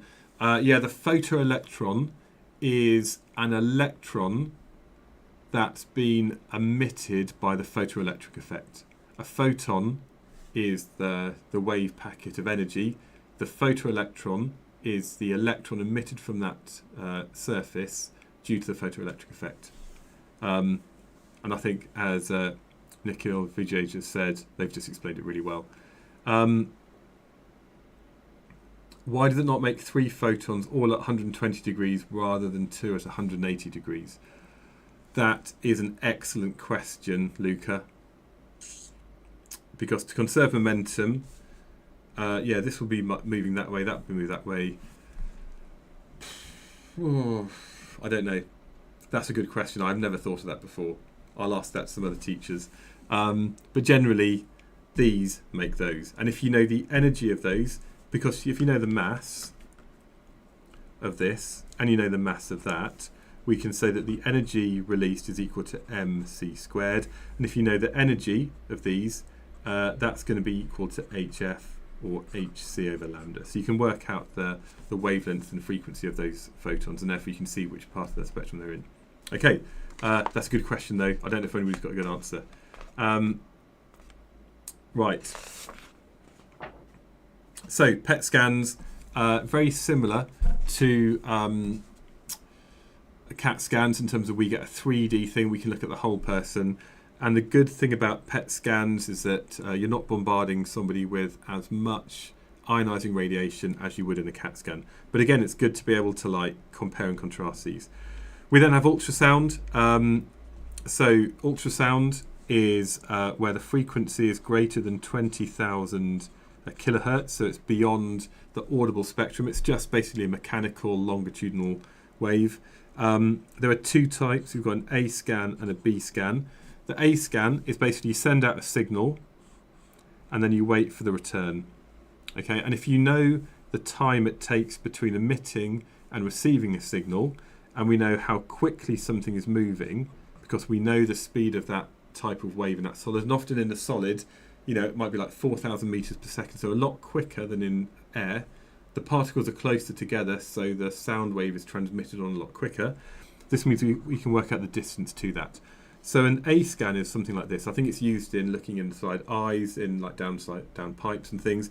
A B scan is the kind of picture you see of like a baby that kind of looks more like this, and it's more like a photo of, like, you know, there's like the kind of umbilical cord up here, and it's basically like, more like a photo, and it's basically multiple lots of A scans, and basically you do like an A scan here, A scan here, A scan there, A scan there, and we do that using a transducer.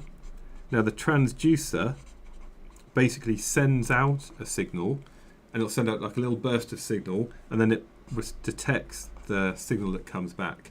And often this is using piezoelectric. So basically with a piezoelectric, if you apply a potential difference across it, its shape changes. So it maybe goes from this and it kind of flattens out maybe. So you apply a potential difference and its shape changes. So if you apply a rapidly alternating supply to this, you can get this to go in and out multiple times per second. So in a transducer, we can use this piezoelectric effect to cause a crystal to elongate and kind of go back to its original shape many times, and that sends out a wave. And then if you then decide to change the shape of it, that then causes a small potential difference across it, and that can then be used as your sensor to look at the vibrations which are received back again. So your piezoelectric transducer will send out a signal in a burst, and then it detects the received signal that comes back again. And you only get this reflective signal when you have a boundary between two different media. Okay. Yeah, I think people are writing some good stuff there. So how is a 2D image formed from any two transducers that like two AC?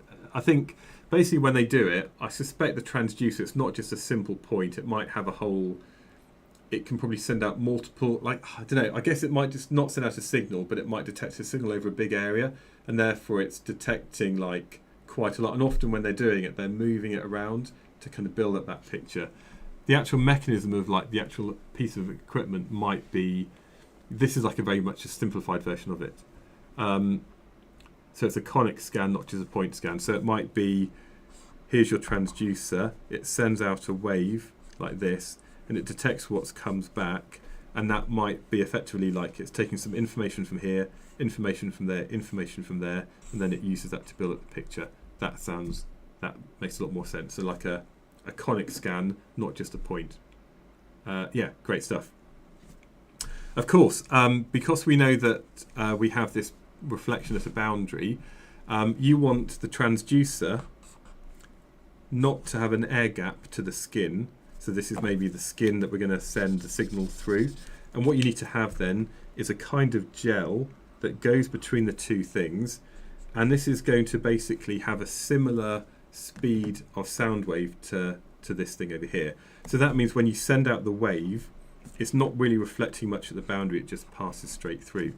I would say the next equation about the reflection of ultrasound at a boundary, I can never remember this.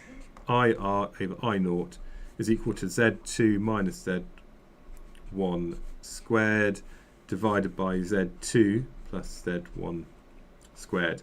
Okay, so you've got Z in materials maybe 1 and 2.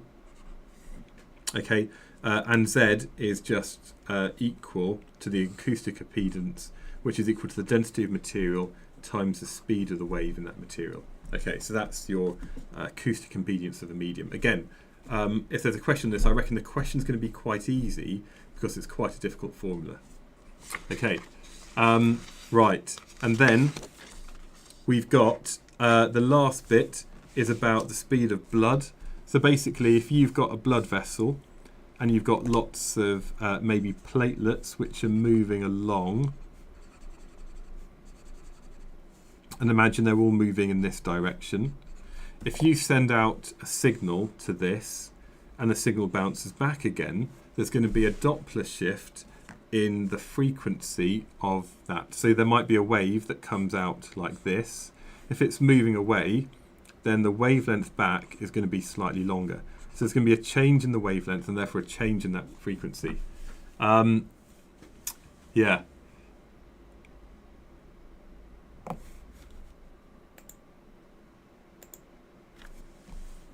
Okay, so we know the change in frequency over the original frequency is effectively the Doppler shift, and that's equal to 2v cos theta over c, where you've got c being the speed of the wave in that material. These are travelling at v, either to or from something, and then there's also an angle of cos in here that, because you don't necessarily like look down the end of that, you're going to look at an angle. Okay, so basically this is the Doppler shift in blood vessels, and this tells you about the flow of blood, maybe moving away or from the heart. Okay, so yeah, this is the Doppler shift. And this is called blood sonography, and it's basically a way that you can just shine a light or shine a wave into a body and you can tell which way the blood is moving. I think that's it. I think we are done. Am I right? I think we've done pretty much everything there for Unit 6. I'm afraid that it wasn't as good as like the videos I've already made, which I've kind of done well in advance, and they've been researched more and edited out with all my mistakes. But I think that is basically a brief kind of overview of everything in OCRA. I would say that if the first paper was difficult, I don't see how the second paper would be equally difficult. It's often done by or written by different teams of people, so it's not the same teachers doing or the same examiners writing paper 1 and paper 2. So I would say that just because paper 1 was bad, I reckon everybody's going to come out on Thursday going, actually, that was absolutely fine, I think. But yeah, I reckon all of you, if you're watching this now, you should be fine. If you do think that maybe the second paper is going to be the same standard of difficulty, expect it to be the same standard of difficulty, go in expecting it to be hard, knowing that there's going to be some questions, if they're longer, wordy answers or wordy questions, you should skip them and come back to them at the end. Yeah, I reckon that if you go in thinking it's going to be hard, knowing that you can't waste time reading lots of stuff, you've got to keep moving forward for the questions that you can do first and get the easy marks. Then if it's easier than that, then it should be a nice surprise. Thank you to everybody who's been watching this. If you do want to support what I'm doing, then you can always buy a premium plan. You might not have it for very long, but obviously that helps support what I'm doing. If you've got rich parents particularly, that would be handy. Otherwise, the biggest bit of support I could get for all of you would be, can you email your teachers saying they should consider buying a school subscription to A-level physics online. That means that the students in your school who are coming through in year 12, they don't need to spend their own money on my stuff. It can just be paid for by the school. And there's going to be a lot more resources on there that this money helps me do, because it takes a lot of time to actually put stuff together, to make videos, to write resources. So the best thing if you want to support what I'm doing is just to email your teachers saying, please buy a school subscription to A-Level Physics Online. There's also massive discounts for schools that really need it. So if your school isn't maybe like a more deprived area, high numbers of free school meal pupils, I do give up to 75% off the price for those schools. I also have GCSE Physics Online, and I've got a whole range of books and practice papers you can look at as well. So basically, if you want to support what I'm doing, the best way to do it is email your teachers, ask them to get a school subscription, and that can help generations of kids in the future. Right. Okay, so people saying that they will buy it tomorrow. If they do, that's fine. Right. Thank you so much, everybody. I think that is the end of the stream. Thank you so much. Have a good day, and I will be doing live streams Sunday night, Monday night, Tuesday night, Wednesday night in preparation for paper 2, looking at lots of multiple choice questions just to kind of practice those. So thank you, everybody, and goodbye.